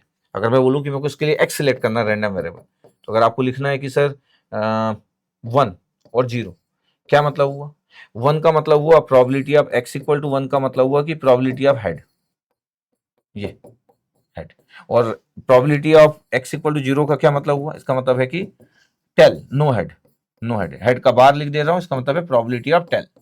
ये मतलब सब जानते हैं आप, मतलब मैं कुछ नया नहीं बता रहा हूँ, सब डिटेल में पढ़ा चुका हूँ। हाँ प्रॉब्लम तब होती है जब आप पहली बार मेरे को देख रहे हो और इसी वीडियो के थ्रू देख रहे हो, वेरिएंस के थ्रू देख रहे हो, आपको लगेगा यार ये व्यक्ति क्या क्या बात कर रहा है करके। नहीं, मैं एक अच्छा टीचर, मैं कोई भी वैसी बात नहीं करूंगा जिसके बारे में मैं बात नहीं किया, ऐसा कभी हो ही नहीं सकता। आप अगर मेरे को कोई भी जैसे प्रोबेबिलिटी पढ़ना है आपको, आप लीनियर अलजेब्रा में से नहीं पढ़े कोई सुनी, लेकिन प्रोबेबिलिटी के पहले लेक्चर से बने रहिए, मेरी पूरी चीजें कनेक्टेड होगी, सोच भी कनेक्टेड होगा। लेकिन आप सीधे ही 12वें 13वें लेक्चर पे आ गए, आपको लगेगा यार ये व्यक्ति तो बात तो बड़ी अच्छी कर रहा है, लेकिन मैं कैसे समझूं कि क्या बोलना चाह रहा है, और कुछ बातें तो कहीं कहीं से ला ले रहा है, कहीं कहीं से ला नहीं रहा, सब कनेक्टेड है, सब कनेक्टेड एक्चुअली। अच्छा मैं इस पे क्यों आया बताता हूं कि सर इसकी जरूरत अभी क्या पड़ गई। तो ठीक है, अगर मेरे को बोला जाए कि आपके पास एक कॉइन को थ्रो कर रहे, तो आपके पास दो ही पॉसिबिलिटी है, हेड आने की प्रोबेबिलिटी 1/2, टेल आने की प्रोबेबिलिटी 1/2। एक्सपेक्टेड वैल्यू बोला जाएगा तो क्या होगा, एक्स की वैल्यू आपके पास 1 पुट कर दी है इसमें से, तो 1 इंटू 1/2 और 0 इंटू 1/2 रैंडम वेरिएबल, तो नंबर असाइन करना ही होता है आपके पास जो डेटा पॉइंट्स होते हैं। तो प्रोबेबिलिटी आपके पास एक्सपेक्टेड वैल्यू कितना आ गया, 1/2 आ गया, इसलिए मैं एक्स की जगह 0 1 लिखा। देखो 0 1 लिखा आपके पास, देखो एक्सपेक्टेड वैल्यू 1/2 आ गया। तो एक कॉइन को जब आप टॉस करते हैं तो एक्सपेक्टेड वैल्यू 1/2 ही होती है।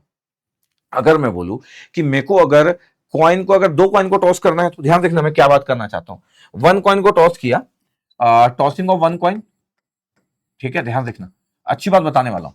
Tossing of one coin, tossing of one coin, ठीक है, tossing of one coin, probability कितना हुआ,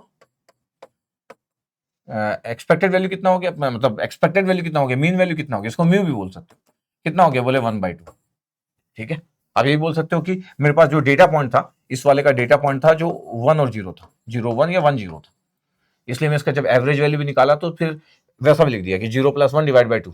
आप ऐसा ही बोल सकते हैं कि जब डेटा पॉइंट से आपके पास 0 और 1 है, /2 कर दिया, इसलिए सर एक्सपेक्टेड वैल्यू ये आपके पास ये कर लिया, ठीक है, ये आपके पास एक हुआ। अब सोचो कि मैं दूसरी बात कर रहा हूं, आप समझना क्या बात कर रहा हूं। टॉसिंग ऑफ 2 कॉइन अगर है तो टॉसिंग ऑफ 2 कॉइन्स, अच्छा 2 कॉइन्स अगर टॉसिंग है आपके पास तो क्या क्या बातें होती है सर, जब 2 कॉइन टॉस होते हैं ना, तो head head, tail tail, head tail, head tail. तो अगर मैं बोलूं कि मेरे पास कितने हेड, नंबर ऑफ हेड्स या टेल की बात करूं, तो आपके पास हेड 0 भी हो सकते हैं जिसमें दोनों टेल है, हेड 1 भी हो सकता है, हेड आपके पास कितने हैं।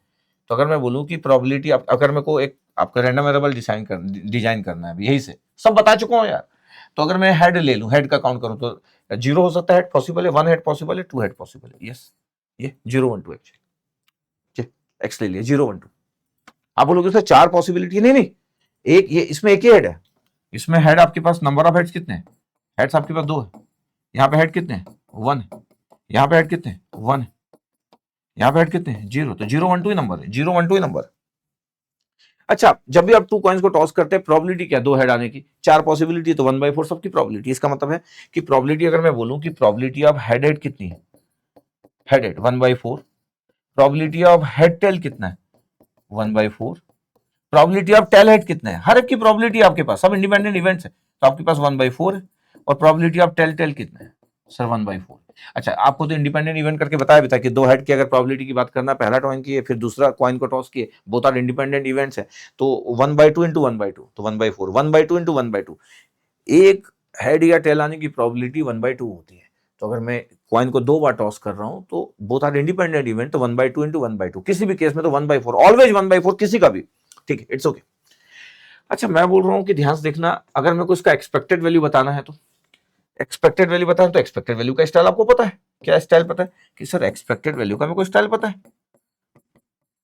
Summation i equal to 1 to xi और probability x equal to xi, yes. अब सोचो 0 होगा x की वैल्यू, स्मॉल x की वैल्यू 0 होगा, इसकी प्रोबेबिलिटी कितनी, 1/4, तो 0 इंटू 1/4, ठीक है। जब x की वैल्यू 1 होगा, तो x की वैल्यू 1 का प्रोबेबिलिटी आपके पास सर 1/4, नहीं नहीं नहीं, 1/4 दो बार होगा, इसकी प्रोबेबिलिटी जो है 1/4, यहाँ पे भी 1/4 है, यहाँ पे 1/4, तो 1 को फिर आपको 2 बार लिखना पड़ेगा, x इक्वल टू 1 आपके पास 2 बार है, या तो फिर 0 1 1 2 लिखो, बट स्टैंडर्ड रिप्रेजेंटेशन होता है कि 1 2 बार है ना, तो 1/4 और 1/4, तो 1/2 हो गई। अच्छा, ये नया नहीं बताया मैं, आज नया नहीं बता रहा, ये सब पढ़ चुका हूं, अगर पूरी क्लासेस आप अटेंड कर रहे हो तो।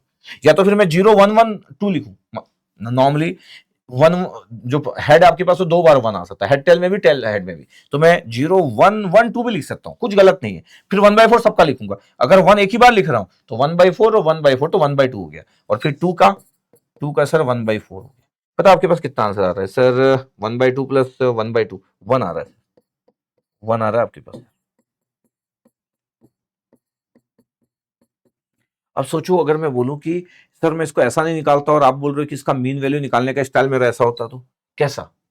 अगर मैं आपको बोलूं, मस्त चीज बता दूं कि एक्सपेक्टेड वैल्यू निकाले ना भी आप, एक्सपेक्टेड वैल्यू निकाले ना भी आप, क्या था, 0 1 2, एक्सपेक्टेड वैल्यू निकाले, कितना निकला एक्सपेक्टेड वैल्यू इसका? सर 1 निकला सर। ठीक है, क्या मैं इसको ऐसा निकल सकता हूं मीन वैल्यू? क्या 0 + 1 + 2 कितने नंबर है? 3 / 3 कितना आएगा सर? 1 आएगा। क्या बात कर रहे हो? हाँ भाई, दोनों सेम होता है। इतना आसान, ये 0 1 2 में सीधे 1 लिख दिए और इतनी मेहनत से 1 निकाले थे आप। ये सब प्रोबेबिलिटी की बात कर रही है। यही तो बात कर रहा हूं कि ऐसा थोड़ी कि रैंडम वेरिएबल और स्टैटिक्स की बात करना जमीन आसमान का डिफरेंस है। एक अच्छा और स्मार्ट स्टूडेंट दोनों को रिलेट कर सकता है। अगर मेरे पास डेटा पॉइंट 0 1 2 है, is the mean value is the 1, expected value और mean value both are same, तो सर ये तो ऐसा निकलता है ना सर? हाँ ऐसे निकलता है, दुनिया ऐसी बात करती है, रिलेट नहीं करते लोग। ओके, ये तो दो कॉइन के टॉस के बारे में बात है। एक कॉइन को टॉस किया, इसकी प्रोबेबिलिटी 1/2 आई। दो कॉइन को टॉस किया, इसकी प्रोबेबिलिटी कितनी आई आपके पास? सर 1 आई इसकी। ठीक है, इसकी एक्सपेक्टेड वैल्यू, प्रोबेबिलिटी नहीं, इसकी एक्सपेक्टेड वैल्यू कितनी है, मीन वैल्यू कितनी है? 1 है। अच्छा, मैं ऐसा क्यों बता रहा हूं? मैं कंक्लूड भी करूंगा अभी। अगर सोचो सर कि टॉसिंग ऑफ 3 कॉइन है, तो अगर मेरे को कोई बोले कि सर मेरे पास टॉसिंग ऑफ 3 कॉइन है, फिर बस फिर कंक्लूड कर रहा हूं, टॉसिंग ऑफ 3 कॉइन्स।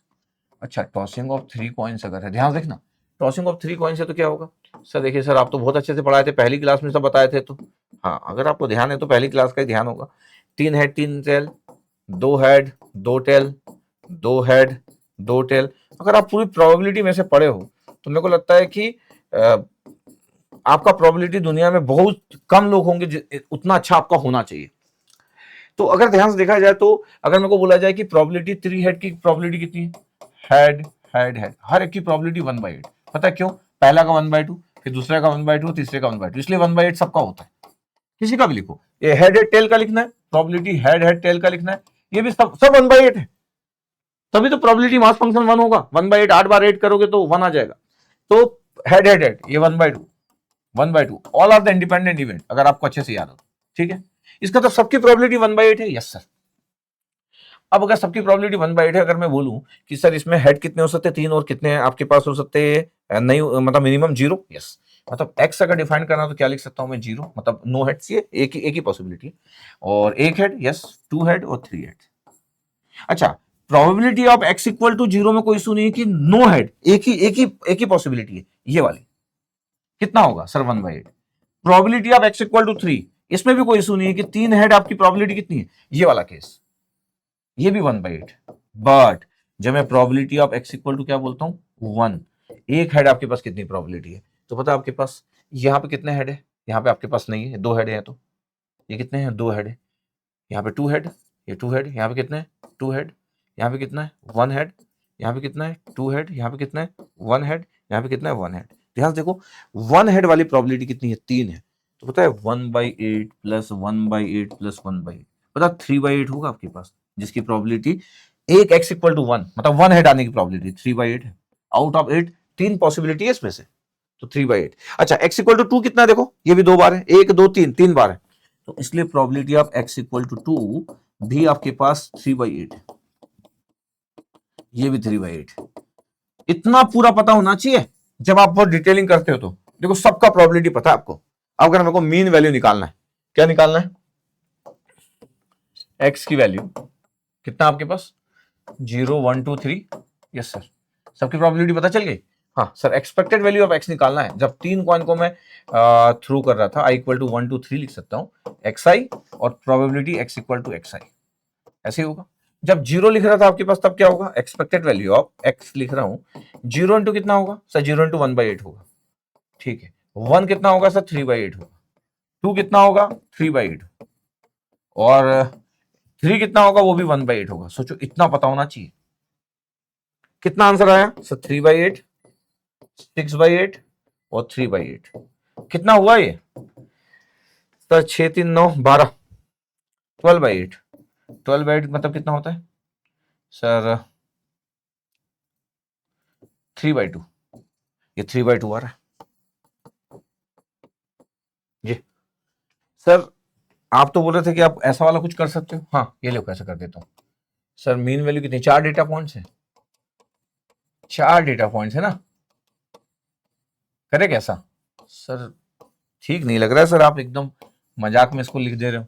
हाँ तो लिख दे रहे मजाक में, 0 1 + 2 + 3/4 कितना हुआ था सर? 3 2 5 6, 6/4 सर। 6/4 मतलब कितना होता है सर? 3/2। यही तो आप निकाले इतना मेहनत करके, मैं ये बोल रहा हूँ इतना बेहतरीन पता होना चाहिए। देखो ध्यान से, सर गजब हो गया तो। हाँ मतलब मैथ्स मैथ्स मैथ्स इंटरटेनिंग है। कई बार हम सिर्फ फॉर्मूले फॉर्मूले पढ़ के हम सोचते हैं कि मैथ्स में फॉर्मूले, और लोग बोलते हैं मैथ्स प्रैक्टिस करो और फॉर्मूले प्रैक्टिस करो। नहीं, maths is also related with the creativity. जब हम मैथ्स की बात करते हैं, मैथ्स का टीचर कई बार क्रिएटिविटी की बात कम करता है, वो बोलता है सिर्फ प्रैक्टिस। मैं बोलता हूँ कि yes, good practice, only practice नहीं, good practice, but creativity is also required. देखो ध्यान से, 3/2। अब मैं आपको कंक्लूड करता हूं। क्या कंक्लूड करता हूं? जब मैं बोला क्या कंक्लूड करता हूं, 1 कॉइन को टॉस किया, टॉसिंग ऑफ 1 कॉइन लिख देता हूं, tossing of 1 coin, tossing of 1 coin. Expected value क्या था? एक्सपेक्टेड वैल्यू कितना था? 1/2 सर, मीन वैल्यू। हाँ, टॉसिंग ऑफ 2 कॉइन में कितना था? टॉसिंग ऑफ 2 कॉइन्स में कितना था? एक्सपेक्टेड वैल्यू सर 1 था। टॉसिंग ऑफ 3 कॉइन में कितना था? टॉसिंग ऑफ 3 कॉइन्स में कितना था? सर 3/2 था। अगर मैं आपको बोलूं क्या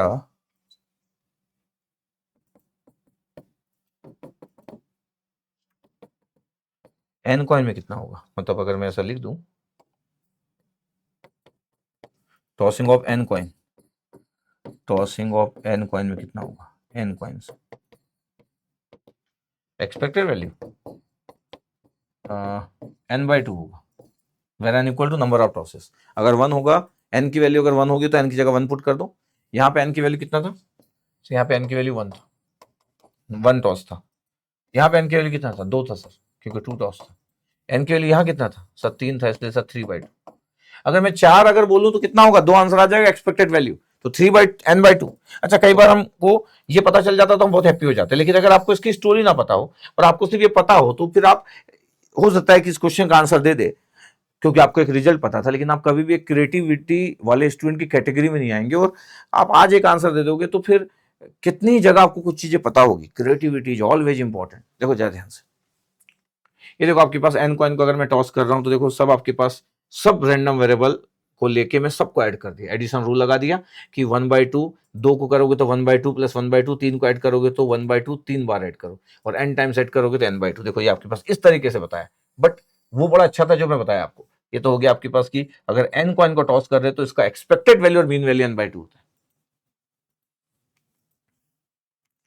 ठीक है, इतना क्लियर हुआ? Yes sir.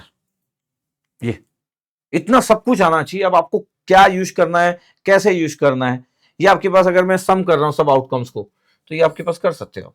सबका एक्सपेक्टेड वैल्यू का ऐड करते गए, 1 का 1/2, दूसरे का 1/2, n टाइम्स कर रहे हैं तो ये n/2। ठीक है, अगर 4 कॉइन्स को टॉस कर रहे हो और एक्सपेक्टेड वैल्यू चाहिए तो n/2 होता है, और n की जगह 4 आ गया तो आंसर इज 2। ये हो गया। अच्छा, इसमें मैं एक और चीज बताया कि बाइनोमियल डिस्ट्रीब्यूशन में आपके पास ये होता था, binomial distribution x equal to r. Binomial distribution जानते हो? यस सर जानते हैं, बहुत दिन हो गए लेकिन जानते हो। बाइनोमियल डिस्ट्रीब्यूशन में एक्सपेक्टेड वैल्यू एनपी होता था, ये we know that, as we know that, पता है आपको, एनपी होता था। और पी प्रोबेबिलिटी आपके पास, अगर मैं कॉइन को टॉस करूं तो 1/2 होगा, और एन आपके पास वही नंबर ऑफ, आपके पास कितने बार आप टॉस कर रहे हैं। तो एनपी में देखो आपके पास पी की वैल्यू 1/2, तो देखो n/2 आ गया। और expected value of x equal to 2 क्यों आ गया? क्योंकि 4 टाइम्स अगर मैं टॉस कर रहा हूं, तो ये लिखा था क्वेश्चन कि 4 कॉइन्स आर थ्रोन, या कॉइन को टॉसिंग ऑफ कॉइन 4 टाइम्स, एक ही बात है। टॉसिंग ऑफ कॉइन 4 टाइम्स या 4 कॉइन्स आर थ्रोन, एक ही बात है। Tossing of coin 4 times, tossing of coin 4 time जब हम बोलते हैं, एक कॉइन को 4 टाइम टॉस करो या 4 कॉइन को थ्रो करो, एक ही बात है। ये देखो आंसर। मैं इसलिए ऐसा बताया कि देखो बाइनोमियल में हम पढ़ते थे और एनपी होता था, पी की value 1/2, already we know that, तो देखो n/2 आ गया। ये देखो एक्सपेक्टेड वैल्यू एकदम जनरलाइज कर दिया मैं। ठीक है, अगर मेरे को किसी डाइस को रोल करना है तो 1 से लेके अभी आपके पास 1 2 3 4 5 6 है। ये देखो सबकी प्रोबेबिलिटी 1/6 है। Expected value of rolling a single dice अगर मेरे को फाइंड आउट करना है, अभी थोड़ी देर पहले मैं सिंगल डाइस वाला लिया था, आपको याद होगा। इसका मतलब है कि इसमें भी अगर मैं जनरलाइज करने वाला हूं तो पता है इसमें भी मैं क्या करने वाला हूं? जनरलाइज करने वाला हूं। इसका मतलब ये हो गया कि अगर मैं बोलूं कि एक्सपेक्टेड वैल्यू ऑफ एक्स क्या होगा, तो एक्सपेक्टेड वैल्यू ऑफ एक्स का फॉर्मूला आप जानते हो, आई की वैल्यू 1 2 6 लिखेंगे, एक्स आई लिखेंगे, p x equal to x i लिखेंगे। और मैं तो बोलता हूँ कि स्टेटिक्स के अकॉर्डिंग अगर जाया जाए तो 1/n हो जाएगा, summation i equal to 1 to n हो जाएगा और एक्स आई हो जाएगा। और अगर मैं स्टेटिक्स से निकाल दूं तो सबको ऐड कर दूंगा, डिवाइड बाय 6 कर दूंगा, तो भी आंसर सेम। पता है आपके पास कितना आया था? 21 आया था, याद है? अभी थोड़े पहले किए थे, डिवाइड बाय 6 किए थे तो 21/6 आ गया था। तो एक्सपेक्टेड वैल्यू 21/6 आपके पास, 21/6 है, तो आपको पता है। आप तो मैं मीन वैल्यू तो मैं सिंपली भी निकाल सकता हूँ स्टैटिस्टिक्स के फॉर्मूले से भी, और इससे भी निकाल सकता हूँ। अभी थोड़ी देर पहले यूज कर रहा था। ये आपके पास देखो 21/6 मतलब 7/2, 7/2 आ गया। 21/6 ही तो है ना, तो 7/2 कैसे निकाल सकता हूँ मैं? ये देखो, ये मैं रैंडम वेरिएबल से निकाला और ये वही वाला बन गया आपके पास, क्या? ये मीन वाला जो फॉर्मूला था। तो मीन का फॉर्मूला और एक्सपेक्टेड वैल्यू का फॉर्मूला सेम होता है, चाहे आप किसी भी तरीके से देखें। तो 21/6 दैट मींस 7/2 आ गया for a single dice. But अगर मेरे को एन डाइस अगर मेरे को करना है, तो पता है आपके पास 7/2 को आप n टाइम्स ऐड करते जो आपका रिजल्ट आ जाएगा। अगर मेरे को 2 बार करना है तो 7/2 प्लस 7/2, अगर 3 बार करना है तो 7/2 7/2, n टाइम्स करना है तो इसका मतलब है कि अगर एक डाइस को n टाइम्स फेंकना है या फिर अपोजिट बोल दो आप, तो 7/2n आपके पास एक्सपेक्टेड वैल्यू आ गया। देखो 7/2n एक्सपेक्टेड वैल्यू आ गया। तो एक्सपेक्टेड वैल्यू आप अगर मेरे को n डाइस को n टाइम्स फेंकना है तो इसका एक्सपेक्टेड वैल्यू कितना आ गया? 7/2 इंटू n। अगर 1 डाइस के लिए अगर मैं बोल रहा हूं तो 7/2 था, 21/6। 2 डाइस के लिए बोल रहा हूं तो फिर 2 का मल्टीप्लाई होगा तो 7 हो जाएगा। 3 के लिए करूंगा तो 7/2 इंटू 3 आ जाएगा। ये आपके पास रिजल्ट। इसलिए कई बार कुछ चीजें कंक्लूजन वाली चीजें बात करते रहना चाहिए, बोलना चाहिए। अभी आपके पास रिजल्ट है। अच्छा, मैं इसको इसलिए लिया। अच्छा, और भी बात कर देता हूं। मैं इस वाले क्वेश्चन पे आ जाऊंगा, ये वाले क्वेश्चन से एक लिया हूं मैं, वापस चले जाऊंगा मैं। यहां देखो आपके पास क्या लिखा है, 2025 का आईआईटी रुड़की का क्वेश्चन, इस साल का क्वेश्चन। 2025 आईआईटी रुड़की का क्वेश्चन, इस साल का क्वेश्चन क्या पूछा गया था, ध्यान देखना। मैं ये बात भी करूंगा कि क्या सोच होना चाहिए एक स्टूडेंट को, क्या क्या पता होना चाहिए, क्या क्या पता होना चाहिए। अब क्वेश्चन था 2025 का कि if two fair dice are rolled, fair dice वो लिख देते क्योंकि हम नहीं चाहते कि वो अनफेयर है। Two fair dice are rolled and random variable x denote the sum of outcomes of two dices. अच्छा, जो सम होगा वो रैंडम वेरिएबल एक्स है, ठीक है, क्योंकि 2 डाइस को मैं फेंक रहा हूँ, एक्सपेक्टेड वैल्यू ऑफ एक्स है। तो पता आपके पास एक्सपेक्टेड वैल्यू ऑफ एक्स है और 2 डाइस, अगर मैं सम बोल दे रहा हूँ कि सम जो है आउटकम से 2 डाइस का, और दो फेयर डाइस को मैं रोल कर रहा हूँ। अभी मेरे को पता था कि स्टैंडर्ड फॉर्मूले के अकॉर्डिंग कोई बोल सकता है कि सर मेरे को तो पता है, क्या पता भी है सर? मेरे को तो पता है कि expected value of x sir जो होता है वो 7/2 इंटू एन होता है सर, और एन होता है सर नंबर ऑफ डाइस। अगर 1 डाइस को फेंक रहे हो तो एक्सपेक्टेड वैल्यू 7/2। अगर सर मैं 2 डाइस को फेंक रहा हूँ तो सर उसकी एक्सपेक्टेड वैल्यू सर, क्योंकि हम सम की बात ही करेंगे, जब 2 डाइस होगा तो उसके जो जो अपर जो जो दिखेगा सोन होगा उसके ऊपर वाले साइड में, तो वही हम उसके सम की बात ही कर सकते हैं। तो सर एन की वैल्यू 2 पुट करेंगे तो 7 आंसर आ जाएगा। तो एन इक्वल टू 2 सर। ये 2 डाइस बोला ना, 2 फेयर डाइस आर रोल्ड, तो सर एन की वैल्यू 2 पुट कर दिए तो सर एक्सपेक्टेड वैल्यू कितना आ गया सर इसके लिए? तो एन की वैल्यू 2 सर, तो 7/2 इंटू 2 सर। पता आंसर कितना आ गया? 7 सर। तो इस क्वेश्चन का आंसर 7 था, न्यूमेरिकल आंसर टाइप क्वेश्चन था ये। बात ये नहीं है, मैं इसलिए नहीं बता रहा कि आंसर सर 2 आ गया सर। ये अब ये कोई बोल सकता है कि सर ये तो वो बात होगी कि ये जिसको पता होगा, कम लोग होंगे जिसको पता होगा। ऐसा तो होता नहीं कि सभी को पता हो, सब बातें सभी को नहीं पता होती, सब बातें सभी को नहीं पता होती, ठीक। हाँ, अगर मैं सोचूं कि मेरे को इसको अगर सॉल्व करना है इस तरीके से, अगर मैं आपको ये बोल दूं कि यार देखो मेरे पास ना एक्स डिनोट ये कर रहा है और मेरे को एक्सपेक्टेड वैल्यू चाहिए, और मैं आपको मजेदार बात कर दूं, तो आप सोचो मैं आपको इतना आराम से भी बता सकता हूं। सम बताओ कितना कितना होगा, मिनिमम कितना होगा? 2 होगा, दोनों में 1 आ गया तो फिर 2 3 4 5, मैक्सिमम 12 होगा। ये लो, यही होगा आपके पास रैंडम वेरिएबल की वैल्यू, मैक्सिमम 12, दोनों में 6 आ जाएंगे, और दोनों के फेस में अगर 1 आ गया तो मिनिमम 2 और मैक्सिमम 12, यही आपके पास है, इतना ही है। अब सोचो आपको कोई एक्सपेक्टेड वैल्यू पूछ रहे हो और वो फॉर्मूला भी आपको याद नहीं, सबको सब कुछ कैसे पता होगा 7/2n होता है करके? ये तो कोई पहले से पढ़ के गया होगा और उसको पता था, पता है और एग्जाम में आ गया। ये तो लक वाली बात है कि इसको पता है, हर बात तो पता हो नहीं सकती। मैं बोल रहा हूँ, मैं इस बात पे मैं इसमें इंटरेस्टेड नहीं हूँ कि ये आपको पता चल गया, और कभी कभी एक नॉर्मल स्टूडेंट बड़ा हैप्पी हो जाता है कि यार ये पता होना चाहिए। ये सही, इसको क्रिएटिविटी नहीं बोलते। कुछ बात पता होना और उससे क्वेश्चन सॉल्व हो जाना, ये तो आप लकी हो कि ये बात पता थी और वही आ गया, इसको बोलते हैं लक। बट इंटरेस्टिंग बात क्या है कि देखो रैंडम वेरिएबल है, 2 डाइस को आप, फेयर डाइस को आप थ्रो कर रहे हो, तो भाई उसका जो रैंडम वेरिएबल है उसका जो सम होगा उसके फेस में दिखेगा वो ये होगा, तो ये होगा। अब सोचो मेरे से कोई एक्सपेक्टेड वैल्यू पूछ रहा हूं, अगर मैं रैंडम वेरिएबल के कंसेप्ट से जाऊं तो मेरी तो जान निकल जाएगी। यस सर, अगर मैं रैंडम वेरिएबल के कंसेप्ट से जाऊं तो मेरी जान निकल जाएगी। बट अगर मैं स्मार्ट हूं, मेरे को पता है सर ये तो मीन वैल्यू होता है। हाँ, तो मीन वैल्यू क्या होगा sir? Mean value sir statics के स्टाइल से आई की वैल्यू 1 से लेके सर कितना है, क्या 1 2 3 4 5 6 7 8 9 10 11 11 सर। आई की वैल्यू 1 से n है, चलो n के लिए लिख लूंगा मैं, और xi by n, where n equal to 11। 11 आपके पास है डेटा, डेटा पॉइंट्स 11 है।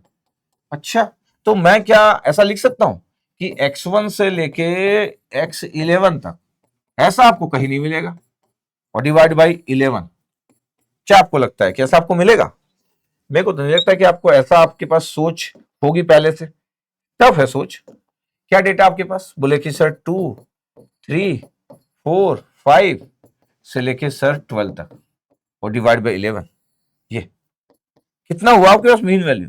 सर देखो, 2 और 3 5, 5 और 4 9, 9 और 5 कितना हो गया? 14, 14 और 6 20, ये 27 हो गया। 27 और 8 आपके पास ऐड किए तो 30, 35 हो गया। 35 और 9 ऐड किए तो 44 हो गया। 54 हो गया। 54 और 11 ऐड किए तो कितना हो गया? 54 और 11 ऐड किए तो 65, और 65 और 12 ऐड किए तो 77 हो गया सर। 77 डिवाइड बाई 11, देखो आंसर 7 आ गया। इसको बोलते हैं कि आपको बहुत सही आता है करके। देखो 7 ला लिए, नहीं ला लिए 7, क्योंकि जैसे कोई एक्सपेक्टेड वैल्यू बोलता है ना, तो हमारे माइंड में आ जाता है रैंडम वेरिएबल। अच्छी बात है रैंडम वेरिएबल, आप जानते हो तो, लेकिन आपके माइंड में कभी ऐसा नहीं आता है कि क्या एक्सपेक्टेड वैल्यू को आप मीन वैल्यू बोलते हो। तो आपके माइंड में ये बातें कभी नहीं आती। कौन सी बात? कि कोई अगर एक्सपेक्टेड वैल्यू पूछा है, इसका मतलब ही मीन वैल्यू होता है। और डेटा पॉइंट्स अगर आपको पता है, तो फिर तो आप मीन सबको ऐड करके डिवाइड बाय एन भी कर सकते हो। नहीं कर सकते आप। लेकिन हमारे माइंड में आपके पास, अच्छा ये तो हो गया लक वाली बात की किसी को रिजल्ट पता है, लेकिन ये है मस्त चीज। अगर मैं आपको ये बोल दूं कि अगर मेरे को रैंडम वेरिएबल के कंसेप्ट से सॉल्व करना है, तो फिर तो ये बहुत बड़ा चीज चला जाएगा। कैसे बड़ा चीज कैसे हो जाएगा?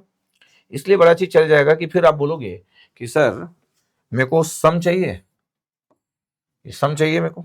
हाँ, अब अगर मेरे को सम चाहिए तो हो गया 2 3 4 5 6 7 8 9 10 11 12। ट्रायंगल में यूज करता हूं, आपको पता है मिनिमम सम 2 होगा। 3 4 5 6 7 8 9 10 11 12, मैक्सिमम सम ये होगा। अच्छा, आपके पास ये वैल्यू कितनी है? आपके पास पॉसिबिलिटी होगी, इसकी पॉसिबिलिटी 1 है, इसकी पॉसिबिलिटी 2 है, 1 2 2 1, इसकी 3 है, इसकी 4 पॉसिबिलिटी 5, इसकी पॉसिबिलिटी 6, और मैक्सिमम पॉसिबिलिटी इसकी पॉसिबिलिटी 4, फिर 4 3 2 और ये 1। ऐसे होता है आपके पास, ऐसे होता है। अच्छा, अब मेरे को पता है कि जब मैं 2 डाइस को फेंक रहा हूं तो सबकी प्रोबेबिलिटी जो होगा आपके पास, अगर मैं बोलूं कि x इक्वल टू 2 की प्रोबेबिलिटी है, जब मैं बोलता हूं कि ये 3 है, अगर मैं बोलूं कि x की वैल्यू क्या, ध्यान समझना, मतलब बात ये नहीं है कि ये मेरा आंसर आ गया तो मैं हैप्पी हो जाऊंगा। ये मेरा पार्ट नहीं है, ये तो मैं आपको सिखाया हूं, आपको थोड़ी पता था सब बातें। इसलिए आपको आना सब कुछ चाहिए। जब हम भागने की कोशिश करते तब अच्छी बात नहीं होती है। क्या नंबर था आपके पास? 2 3 4 5 6 7 8 9 10 11 और 12, यही था आपके पास। यस, यही है हमारे पास। अब मैं बोल रहा हूं कि यार मेरे पास ना एक्सपेक्टेड वैल्यू ऑफ एक्स का रिजल्ट तो यही होता है जो आप जानते हो। 1 से लेके मैं 11 भी लिख सकता हूँ, 11 डेटा पॉइंट्स, एक्स आई और probability x equal to x i. अब पता है आपके पास प्रोबेबिलिटी क्या होगा? प्रोबेबिलिटी सबका आपके पास हर एक नंबर का 1/36, लेकिन यहां पे आपके पास 2 पॉसिबिलिटी है, पता है। इसका मतलब है एक्स इक्वल टू 3 अगर मैं बात करूं तो आपके पास पता है, इसको अगर मैं देखूं कि सर एक्स इक्वल टू जो 3 होगा, probability x equal to 3 sir, पता है इसकी प्रोबेबिलिटी कितनी होगी? 2/36। ये 2 जो दिख रहा है ना, ये 2 बार आ सकता है, और 1/36 तो 1/36 प्लस 1। ये प्रोबेबिलिटी एक्स इक्वल टू 4 कितना होगा? अगर मैं बोलूं probability of x equal to 4, x equal to 4 कितने तरीके से आ सकता है? कितने तरीके से आ सकता है x equal to 4? X equal to 4 sir दोनों में 2 आ जाए, ठीक है, एक पॉसिबिलिटी। सर 3 1 आ जाए, एक पॉसिबिलिटी। 1 और 3 आ जाए, 3 पॉसिबिलिटी। ये देखो, तो 3/36, ये 3 इसलिए लिखा हुआ। एक डाइस को जब आप फेंकते हो तो 1/6 होता है, 2 डाइस को फेंक रहे हो तो 1/36 होगा। 1/6 इंटू 1/6, इंडिपेंडेंट इवेंट, तो 1/36 तो होगा, क्योंकि पॉसिबिलिटी 36 है। अब मैं बोल रहा हूँ देखो, ये आपके पास 2 है, ध्यान रखना, आप समझने की कोशिश करना। तो एक्स के लिए 2 है, 2 में आपके पास कितना है? 1/36, तो 2 इंटू 1/36 हो गया। फिर कितना होगा सर? एक्स इक्वल टू 3, तो 3 में कितना आ रहा है आपके पास? सर 3 में सर 2/36 आ रहा है। और ऐसा करके चलते जाएगा। अगर सोचो मैं 1/36 को कॉमन ले लिया तो क्या होगा? अच्छा 1/36 को कॉमन ले लिए तो 2 आ जाएगा पहला नंबर, फिर कितना आ जाएगा 3 इंटू 2, तो 3 इंटू 2 6, 1/36 कॉमन ले लिया, 3 इंटू 2 6, 4 इंटू 3 12, ध्यान देखना, 5 into 4 20, yes sir, 6 into 5 30, yes sir, 7 into 6 42, yes sir, 8 into 5 40, yes sir, 9 into 4 36, yes sir, 10 into 3 30, yes sir, 11 into 2 22, yes sir, और 12 into 1 12। पता है नंबर आपके पास अगर सब आपको ऐड करते जाओगे तो कितना नंबर आपके पास, अगर आप सबको ऐड करते जाओगे। चलो मैं कैलकुलेटर यूज कर लेता हूँ, फटाफट ऐड करने के लिए मैं कैलकुलेटर यूज कर लेता हूँ। वैसे 2 और 6 8 हो गए, 12, 12 और 8 कितना हो गया 20, 20 और 40 30 50 हो गया, 50 तक तो मैं पहुंच ही गया। 50 plus 42 plus 40 plus 36 plus 30 plus 22 plus 12, sir 232 आ रहा है, ये 232 आ रहा है, डिवाइड बाय 36, डिवाइड कर लेता हूं मैं 36। हाँ कुछ गड़बड़ कर दिया क्या? 36 था एक्सपेक्टेड वैल्यू,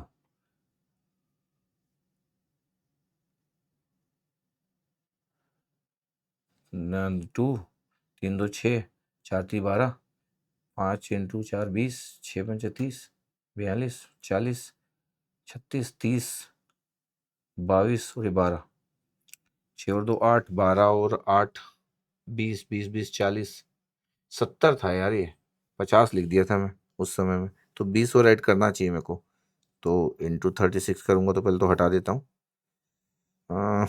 232 था, 20 और ऐड होगा, 232 में 20 और ऐड होगा, वो गलती से मेरे को लगता है, और डिवाइड बाय 36, हाँ ये 232 नहीं था, वो 70 की जगह 50 बोल दिए थे पर वही मेरे को लगा 252। इसलिए आपको घबराना नहीं चाहिए, कभी ऐसा हो जाता ना, अगर आपको कभी टीचर बनना है ना तो आपको बहुत कॉन्फिडेंस होना जरूरी है। ऐसे घबराओगे तो फिर आपको लगेगा क्या हो जाएगा, देखो 7 आ गया, आएगा ही ना, आपका कंसेप्ट थोड़ी गलत हो सकता है, देखो 7 आ गया। अच्छा कोई अगर रैंडम वेरिएबल से कर रहा है तो देखो इतना उसको बेहतरीन पता होना चाहिए, ट्रायंगल रूल प्रोबेबिलिटी सब कुछ तब जाके आ रहा है। और देखो मैं मजाक में निकाल दिया था 7, और ये तो लक वाली बात होगी, किसी को पता है कि 7/2n is the generalised form, तो इससे हैप्पी होने की नीड नहीं है, ये तो अच्छी बात है कि सब हम बात करते जा रहे थे तब। अच्छा एक क्वेश्चन ले लिया, ये एक आईआईटी का क्वेश्चन था, आईआईटी से एक क्वेश्चन लिया, ये कभी गेट में नहीं आया, आईआईटी से क्वेश्चन लिया कि कभी नेचुरल एन नेचुरल नंबर का कोई वेरिएंस बोलते हैं, ऐसे आईआईटी वाले बात करते हैं, ये तो आईआईटी का स्टाइल है, और ये ऑप्शंस थे आईआईटी के ही ऑप्शंस थे, एन नेचुरल नंबर और कोई वेरिएंस पूछ लिया, ऐसा आपको फ्यूचर में गेट में दिख सकता है। अच्छा मेरा काम क्या है, मेरा काम है कि पूरी फ्यूचर की बात भी कर लेना। अब आपके पास पता है नेचुरल नंबर है तो 1 से लेके एन तक नंबर होगा, यस सर। अगर मेरे को वेरिएंस का फॉर्मूला है, मेरे को पता है वेरिएंस का फॉर्मूला है, ये एमएसवी है ना, ये पहला टर्म एमएसवी है, और ये आपके पास क्या है सर, ये मीन है सर, और ये मीन का होल स्क्वायर, ठीक है। अच्छा सबका स्क्वायर करोगे तो 1 का स्क्वायर 2 का स्क्वायर एन स्क्वायर हो जाएगा, 1/n तो था, कैपिटल एन भी लिख सकते हैं डोंट वरी, और सॉल्यूशन लिया हूं बुक से ही तो, और ये आपके पास मीन वैल्यू है, तो ये आपके पास वैल्यू कितना होगा 1 से लेके एन तक डिवाइड बाय एन हो गया। अच्छा जब आपके पास आप जब ऐड करते हो ना पूरे नंबर्स को कि 1 + 2 + 3 + 4 अप टू n, तो पता है आपके पास ये रिजल्ट कितना आता है, n इंटू n प्लस 1/2, ये आता है। अगर दो नंबर को ऐड करोगे तो 3 आ जाएगा, n की जगह 2 पुट करो तो 2 से 2 कैंसिल आउट 3 आ जाएगा, ये रिजल्ट होता है, ये सबका सम का रिजल्ट। यहाँ पे n कैंसिल आउट हो गया डिवाइड बाय n से, n कैंसिल आउट हो गया, इसलिए n + 1/2 का होल स्क्वायर, आप ये ना सोचिए नीचे का n कहाँ चला गया, n कैंसिल आउट हो गया इस वाले, n + 1 का होल स्क्वायर। पता है ये मैं आपको बता चुका हूं जब मैं आपको लीनियर अलजेब्रा पढ़ाता था, कि सब नंबर का एडिशन, n नंबर्स अगर आपके पास नेचुरल नंबर है सबका सम का स्क्वायर आपके पास कितना होता है, तो ये होता है n into n + 1 2n + 1 divide by 6, और ये आपके पास n है, ये हमारे पास n है, और ये वाला n ये है, तो n इंटू n + 1 2n + 1। अच्छा ये इंपॉर्टेंट है, इज ऑलवेज इंपॉर्टेंट कि सीरीज का आइडिया होना, इज ऑलवेज इंपॉर्टेंट। जब आप एक मैथ्स का पेपर देते हो तो मैथमेटिकल सब आपको पता होना चाहिए, चाहे फिर सब n नेचुरल नंबर का एडिशन या सब n नेचुरल नंबर के स्क्वायर का addition, n into n + 1 2n + 1 by 6 सब बता चुका हूं मैं, n से n कैंसिल आउट हो गया और ये आ गया, और फिर इसका स्क्वायर किया तो 4 आ गया, एलसीएम 12 आ गया, 12 एलसीएम किया तो फिर ये आंसर आ गया, n² - 1/12। याद नहीं रखना है, अगर कभी आपको जरूरत पड़ गई तो ये फ्यूचर के लिए इस टाइप की चीजें आपको पता होना चाहिए। क्वेश्चन पूरी तरीके से मैथमेटिकल है। एक तो वेरिएंस का फॉर्मूला पता होना चाहिए, एक तो ये पता होना चाहिए कि सब नंबर को ऐड करते हैं तो एन नेचुरल नंबर को तो उसका वैल्यूज कितना होता है, n into n plus one by two. ये नॉर्मली ये तो पता रहता है। ये कभी कभी लोग भूल जाते हैं कि सब एन नेचुरल नंबर के स्क्वायर का एडिशन करके अगर मैं करूं, अगर सबको स्क्वायर करके ऐड करूं तो ये उसका रिजल्ट होता है। इसलिए ये इंपॉर्टेंट है। ऐसी बातें हो सकती, कोई टफ नहीं था, लेकिन फिर भी आपको आइडिया है तो n square minus one by two, इसको कोई याद नहीं करना पड़ता। इट्स अ गुड क्वेश्चन, ये गुड क्वेश्चन।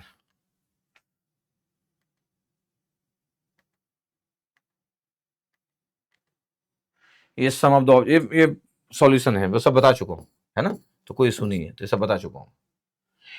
पता है जब कोई फ्रीक्वेंसी डिस्ट्रीब्यूशन आपके पास कभी गिवन हो, बस खत्म कर रहे हैं अपन इस सेशन को। फ्रीक्वेंसी डिस्ट्रीब्यूशन अगर आपके पास गिवन हो और वहां पे कोई वेरिएंस की बात कर रहा है, पता है आपके पास, तो वेरिएंस के जो रिजल्ट, अभी स्टैंडर्ड डेविएशन लिखा है, अंडर रूट हटा दूंगा, सिग्मा का स्क्वायर, ये वेरिएंस। तो आपके पास रिजल्ट आपके पास लिखा हुआ है sigma f x square by n, ऐसा रिजल्ट लिखा रहता है, टेक्स्ट बुक का रिजल्ट है। पता है इस रिजल्ट में एक्स क्या है पता है आपके पास, एक्स माइनस म्यू, मैं लिख देता हूं एक्स माइनस म्यू का स्क्वायर। पता है आपके पास वो सेम रिजल्ट है, सिर्फ डिफरेंस क्या होता है, एफ आ गया। ये फ्रीक्वेंसी डिस्ट्रीब्यूशन अगर गिवन है, सेम वही वाला रिजल्ट, सेम सेम रिजल्ट। इसलिए मैं बता दे रहा हूं कि एक्स क्या है, तो एक्स की वैल्यू आपके पास नेक्स्ट पेज में लिखी होगी, तो एक्स की जो वैल्यू है आपके पास वो एक्स माइनस म्यू है। यहाँ पे जो एक्स है ये एक्स आई लिख देता हूं ना, ज्यादा अच्छा है, एक्स आई माइनस म्यू ये लिख देता हूं। अब मैं अगर बोलूं कि इस रिजल्ट को अगर मैं तो पहले से जानता था, उस रिजल्ट में अगर मैं चेंज करूं तो वन बाई एन, ध्यान देना, समेसन आई की value one to n, x आई का स्क्वायर होता था तो एफ मल्टीप्लाई होगा एक्स आई के स्क्वायर में, पहले का रिजल्ट वही है, बस एफ मल्टीप्लाई है, minus one by n f, f i भी बोल सकते हो, एफ इंटू एक्स आई। पता है आप देखो जब आपके पास ग्रुप डेटा दिया रहता था, क्योंकि फ्रीक्वेंसी डिस्ट्रीब्यूशन तो ग्रुप डेटा, तो x I F I divide by sigma F होता था। यहाँ पे जो कैपिटल एन होगा सिग्मा एफ होगा, तो ये आपके पास स्क्वायर है, और ये मीन का रिजल्ट भी होता था। अगर आपको याद होगा कि मीन क्या होता था, summation x I F I upon summation f आई, ये होता था। यहां पे जो समेसन एफ है वही एन है, ये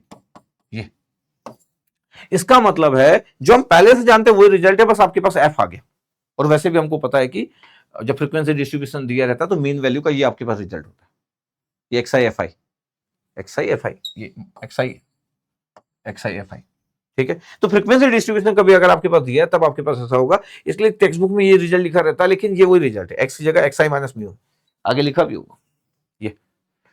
अब आपके पास सपोज करो, बता देता हूं कि कभी आपके पास अगर कोई डेटा दिया हुआ है, साइज दिया हुआ और फ्रीक्वेंसी भी दिया है, और आपको फाइंड आउट करना, देखो कितना बिग कैलकुलेशन है।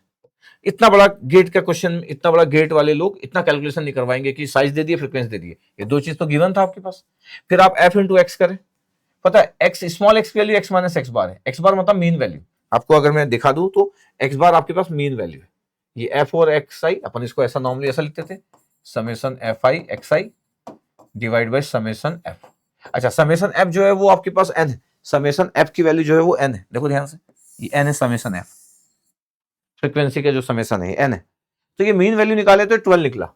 अब यहाँ पे जो एक्स था फॉर्मूले में वो एक्स माइनस एक्स बार है, वही सैंपल वैल्यू के साथ एक्स बार, एक्स का डिफरेंस, एक्स आई भी लिख सकते थे इसको, एक्स आई माइनस म्यू भी लिख सकते हो, स्मॉल एक्स कोई डिफरेंस करते गए, फिर इसका स्क्वायर की और एफ से मल्टीप्लाई करते गए, और लास्ट में सबको ऐड करते गए। तो देखो कितना कैलकुलेशन बढ़ गया, कितना कैलकुलेशन बढ़ गया, 324 आया, और फिर आपके पास ये रिजल्ट था। और फिर आप इस फॉर्मूले में पुट किए जो टेक्स्ट बुक है, टेक्स्ट बुक का सॉल्यूशन है, टेक्स्ट बुक का क्वेश्चन है, और देखो आपके पास ये सॉल्यूशन में पुट किए, और फिर आपके पास अंडर रूट करेंगे तो स्टैंडर्ड डेविएशन आएगा, अंडर रूट नहीं करेंगे तो वेरिएंस आएगा। ये सेम रिजल्ट ऐसा भी सॉल्व किया जा सकता था वेरिएंस का, मतलब सिग्मा स्क्वायर का। कैसे, ये लिखा जा सकता था वन बाई एन, ध्यान देना अभी आपके पास, सही इतना बड़ा क्वेश्चन तो नहीं आएगा, हाँ नहीं आएगा। फिर आप क्यों लिए बता देता हूं क्यों लिया, एफ मल्टीप्लाई एक्स्ट्रा आ गया एक्स आई का square minus one by n summation f x i, ये एफ आई है एक्चुअली, एफ आई एक्स आई, और ये समेसन एफ भी है, तो ये पूरा मीन वैल्यू है इसका स्क्वायर, इससे भी वही आंसर आता। अच्छा इसलिए बता दिया आपके पास कि ये आपको गेट के क्वेश्चन में दिख सकता है, ये आया कि एग्जाम में नहीं आया, लेकिन फ्रीक्वेंसी डिस्ट्रीब्यूशन का क्वेश्चन ये आपको गेट के एग्जाम में दिख जाएगा, मतलब दिख सकता है आपको क्या, कि फ्रीक्वेंसी आपके पास गिवन है, फ्रीक्वेंसी डिस्ट्रीब्यूशन, और अब आपको बोला जा रहा है कि सर मेरे को ना इसका वेरिएंस चाहिए, इस फ्रीक्वेंसी डिस्ट्रीब्यूशन का इसका वेरिएंस चाहिए, मैं इससे निकाल सकता हूं, इससे भी निकाल सकता हूँ, दोनों से आंसर वही आएगा, दोनों से आंसर वही आएगा। अब देखो ध्यान से कि मेरे पास क्लास इंटरवल दिया है 0 से 6, 6 से 12 और 12 से 18 है।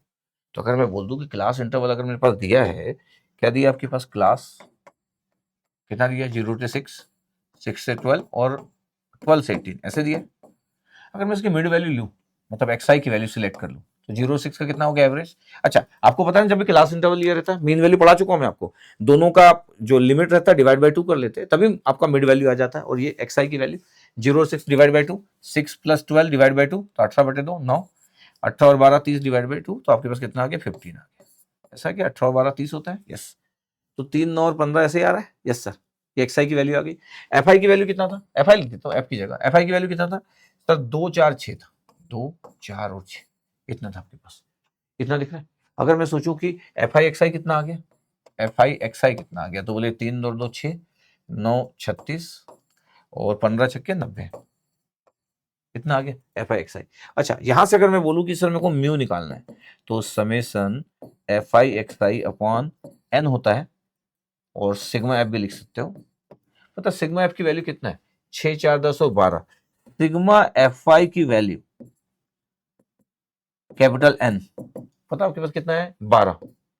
अच्छा मीन वैल्यू कितना निकल रहा है, एफ आई एक्स आई है तो 6 प्लस 36 प्लस 90, ये डिवाइड बाई सिग्मा 12 कितना निकला 90 और ये 42, तो 132 डिवाइड बाई 12, तो 12 11 12 1 1 1 11 आ रहा है आपके पास मीन वैल्यू। ध्यान देखना मैं क्या बोलना चाह रहा हूँ, ऐसा क्वेश्चन गेट में आ सकता है बिल्कुल, क्योंकि ज्यादा कैलकुलेशन नहीं है। आपका मीन वैल्यू निकल गया, मीन वैल्यू आपके पास निकल गया। अब मैं बोल रहा हूँ कि मेरे को तो थोड़ी देर पहले मैं बताया कि वेरिएंस का जब भी आपको निकालना है, और उतना बड़ा क्वेश्चन नहीं आएगा, वो भले चाहे मैं बुक से ले लिया, कौन सा क्वेश्चन, ये वाला एग्जांपल जो था, इतना बिग क्वेश्चन, इसमें भी इस तरीके से निकाल सकते थे, इस तरीके से। ये जो बुक का तरीका है, ये जबरदस्ती का ज्यादा कैलकुलेशन है। इस क्वेश्चन को देखो मैं अभी सॉल्व कर रहा हूँ, वेरिएंस ऑफ एक्स है, मैं क्या बोल रहा था 1/n समेसन एफ आई, या एफ लिख सकते हो एक्स आई का स्क्वायर माइनस आई की वैल्यू 1 to n, ठीक है 1/n, म्यू का स्क्वायर लिख देता ना, ये म्यू का स्क्वायर, तो म्यू निकाल लिया मैंने। मेरे को एफ आई एक्स आई का स्क्वायर निकालना है, मतलब एक्स आई का स्क्वायर करना है और उसके साथ मल्टीप्लाई करना है। इसका मतलब है मैं अगर सॉल्व करूं तो 1/n है, और n की वैल्यू समेसन f है तो 12 है, तो 1/12 तो ये आ चुका है।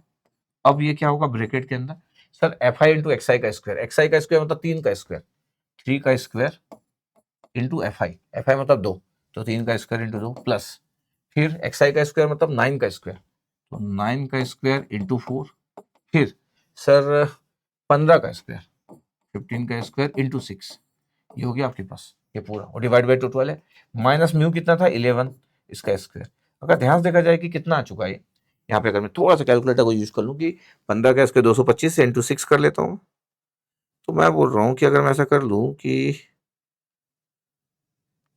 225 इंटू 225 इंटू 6 1350 प्लस 9 का स्क्वायर 81 इंटू 4, दोनों के ऐड किया तो 1674 आ रहा है, फिर 3 का स्क्वायर 9, 9 इंटू 2 18, तो प्लस 18 कर लेता हूँ, प्लस 18 इतना आ गया 1692। तो मैं बोल रहा हूँ ये 1692 आ गया, डिवाइड बाई 12 आ गया, और माइनस 11 का स्क्वायर 121, पहले मैं डिवाइड बाई 12 कर देता हूँ, 141 आ रहा है, 141 और 120 11 का स्क्वायर 121, ये तो 20 आ गया वेरिएंस, तो वेरिएंस इज 20, सिंपल।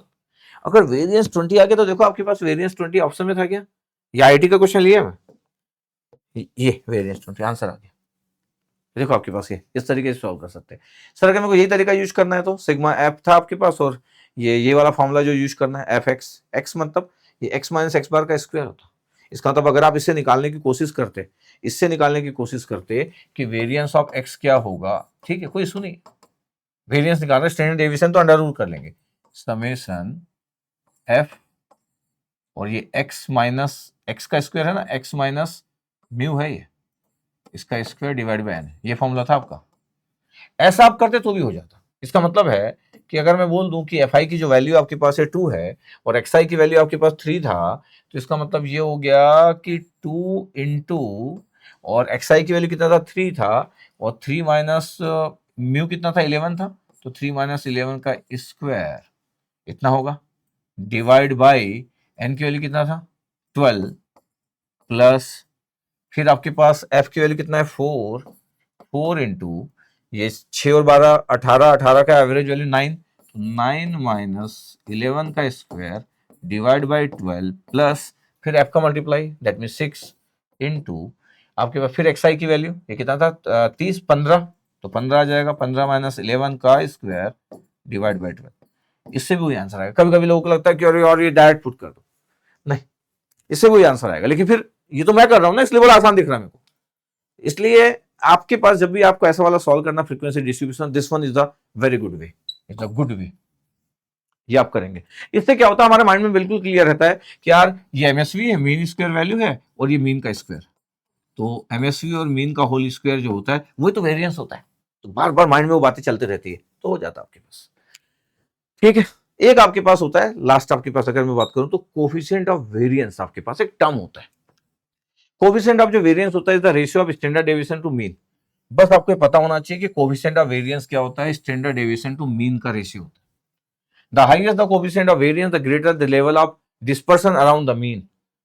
ये generally express as a percentage, ये परसेंटेज के फॉर्म में नॉर्मली एक्सप्रेस रहता है coefficient of variance.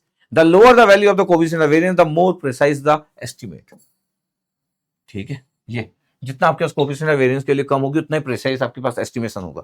The coefficient of variance also known as relative standard deviation is a standardized measure of dispersion of a probability distribution of frequency distribution.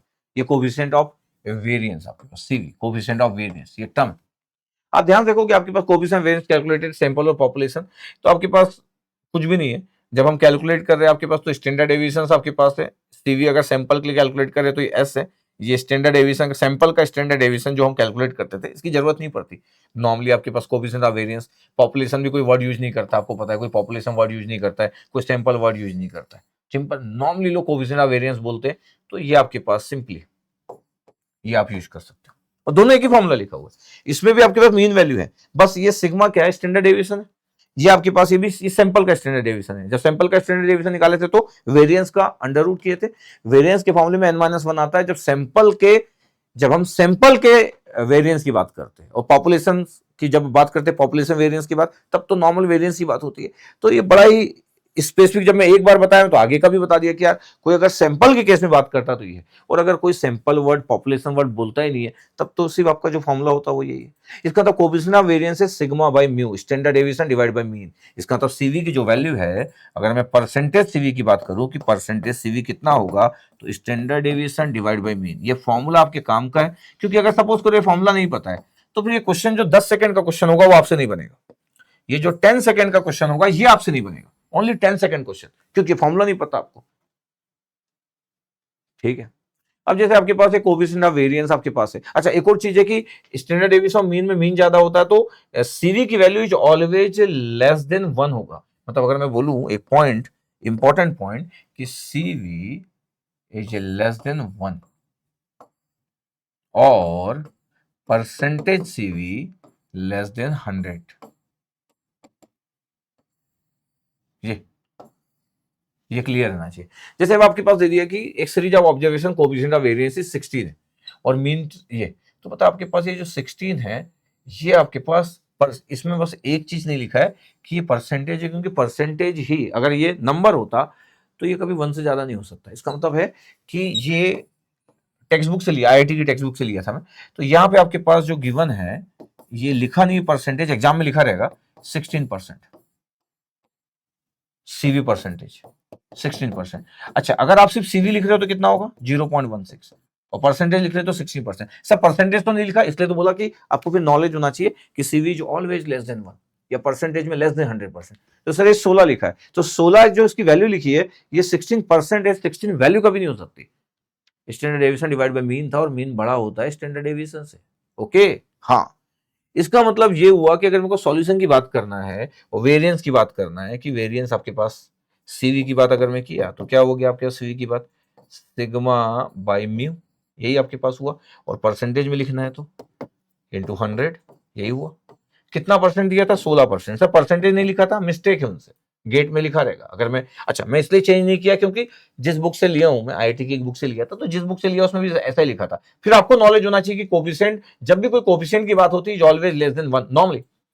तो जो CV है, coefficient of variance, जिस topic की बात कर रहे हैं, always less than 1, तो उसका 16 कैसे दे दिया? एक्चुअली परसेंटेज है, मेंशन होना चाहिए था एक्चुअली। तो ये 16 हो गया। सिग्मा की वैल्यू और म्यू की वैल्यू कितना है? 25 है। और ये कितना हो गया परसेंटेज में? है तो 25 और 100 तो 4 और 16, तो सिग्मा की वैल्यू आ गई 16 डिवाइड बाई 4, तो ये कितना आ गया? 4 आ गया। लेकिन मैं से क्या स्टैंडर्ड डेविएशन पूछा है सर? मैं से वेरिएंस पूछा है, तो मैं 4 आंसर दूंगा? नहीं, वेरिएंस पूछा। और वेरिएंस क्या होता है सर? वेरिएंस तो सिग्मा का स्क्वायर होता है ना। हाँ, तो मेरा सिग्मा निकला 4, इसलिए आंसर इज 16। इतनी बातों का ध्यान रखना है। मैं से वेरिएंस पूछा था, स्टैंडर्ड डेविएशन तो 4 निकला मेरा, इसलिए उसका स्क्वायर 16। Yes sir. ये हमारा लास्ट क्वेश्चन 2007 का आईआईटी कानपुर से एक बार क्वेश्चन था। बहुत ज्यादा ऐसे सब क्वेश्चन हमेशा आते नहीं है, लेकिन कभी कोई भी क्वेश्चन आ सकता है, बात पता है। क्या लिखा था? In the standard deviation of the spot speed of A vehicle in A highway 8.8 kmph, kilometre per hour दिया स्टैंडर्ड डेविएशन। मतलब गिवन में सिग्मा गिवन है। कितना गिवन है भैया? सिग्मा 8.8 kmph, 8.8 है भैया, ठीक है। और मीन स्पीड कितना है व्हीकल का? मतलब म्यू, सर म्यू है सर 33 kmph, ठीक है भैया, ठीक है, okay. The coefficient of variance in speed क्या होगा? कोएफिशिएंट ऑफ वेरिएंस का सीवी जो होता है, उसका कोई यूनिट डायमेंशनलेस क्वांटिटी है, क्योंकि दोनों का यूनिट सेम है, सिग्मा और म्यू का यूनिट सेम है। तो अगर मैं बोलूं कि मेरे को सीवी फाइंड आउट करना है, तो सीवी सिर्फ सिग्मा बाई म्यू होगा। परसेंटेज में कोई पूछ रहा है? नहीं। देखो, इसलिए पूरे ऑप्शन लेस देन 1 लिखे, क्योंकि coefficient of variance is always less than 1, तो सिग्मा बाई म्यू। इसका मतलब है कि 8.8 divide by 33, mu is always greater than sigma, mu is always greater than sigma. इसका मतलब है कि mu is always greater than sigma. तो अगर मैं म्यू से डिवाइड करूं तो 1 is greater than sigma by mu. इसका मतलब क्या है? इसका मतलब है sigma by mu is less than 1। इसका मतलब है coefficient of variance is less than 1। ये इसका मतलब हुआ, इसका मतलब हुआ CV इज लेस देन 1। तो 8.8 डिवाइड बाई 33 कर लो, आपके पास ऑप्शन में से एक मिल जाएगा। परसेंटेज में बोलता तो 100 का मल्टीप्लाई रहता, बस इतना ही पता होना चाहिए। इसलिए उस क्वेश्चन को लिया कि कभी आप ज्यादा मिस्टेक ना कर दे, कभी ऐसे सोच के 0.2667, 0.2667 ऐसा करके आ रहा है। 0.2 पूरे 6 थे, ये 0.2 पूरे 6 ही थे, तो 2666 ये आंसर आ गया। परसेंटेज में बोलता तो 26%, 26.6% हो जाता। इसका मतलब है क्या क्या आपको मैं पता है इस जगह पे कि sir mu is greater than sigma, standard deviation ज्यादा मीन ज्यादा होता है। म्यू से डिवाइड करो तो ये 1 आ जाएगा, सिग्मा म्यू आ जाएगा, 1 बड़ा होता है इससे, मतलब सिग्मा बाई म्यू छोटा होता है। सिग्मा बाई म्यू को ही सीवी बोलते हैं, कोएफिशिएंट ऑफ वेरिएंस। वैसे भी कोएफिशिएंट की बात चल रही है, तो coefficient of variance is always less than, और परसेंटेज में लेस देन 100%। ओके, इसलिए इस क्वेश्चन में जब मैं लिया था कि कोएफिशिएंट ऑफ वेरिएंस 16 है, तो तुरंत क्लिक करना चाहिए कि 16 कैसे हो सकता है कोएफिशिएंट ऑफ वेरिएंस, मतलब परसेंटेज होना चाहिए था, मेंशन नहीं था। और मैं जानबूझ के मैं भी मेंशन नहीं किया, क्योंकि आपको क्लियर है कि कभी कभी एग्जाम में कभी कोई मिस्टेक हो गई, तो आप इतने स्मार्टली हैंडल करें कि आपको पता है यार 1 से ज्यादा कैसे हो जाएगा, मतलब ये परसेंटेज में गिवन है। इसलिए जब मैं ये सॉल्व किया तो फिर ये आया। अच्छा, ये भी ध्यान रखा जाए कि इससे स्टैंडर्ड डेविएशन निकला, सीवी दिया था, बट में से वेरिएंस पूछा था, इसलिए मैं 4 आंसर लगाया, इसका स्क्वायर 16 लगाया answer 60।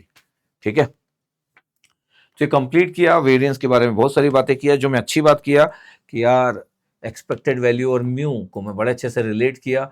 Variance mean square value minus mean का होल स्क्वायर होता है। मैं स्टैटिस्टिक्स के टर्म्स में बात किया नहीं।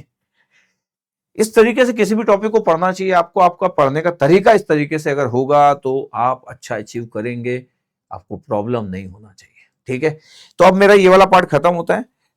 इसमें एक रिग्रेशन करके होता है, कभी 20 साल में एक आधी बार बात हो जाती है, बट मैं कभी बात कर दूंगा, अभी तो बात नहीं करूंगा, उसकी बात मैं कर दूंगा। अब मैं चालू करूंगा आपका वेक्टर कैलकुलस। जल्दी आपको वेक्टर कैलकुलस के साथ दिखूंगा। ठीक है, तो वेक्टर कैलकुलस स्टार्ट करेंगे अपन। नेक्स्ट मेरा जो वीडियो आने वाला है वो वेक्टर कैलकुलस का आ रहा है, वो कमिंग सून है। ठीक है, तो चलो जरूर बताइएगा कि आपको पूरा कैसे लगा। आई होप कि प्रोबेबिलिटी और स्टेटिस्टिक्स आप अच्छे से एंजॉय किए होंगे। ठीक है, ओके, थैंक यू।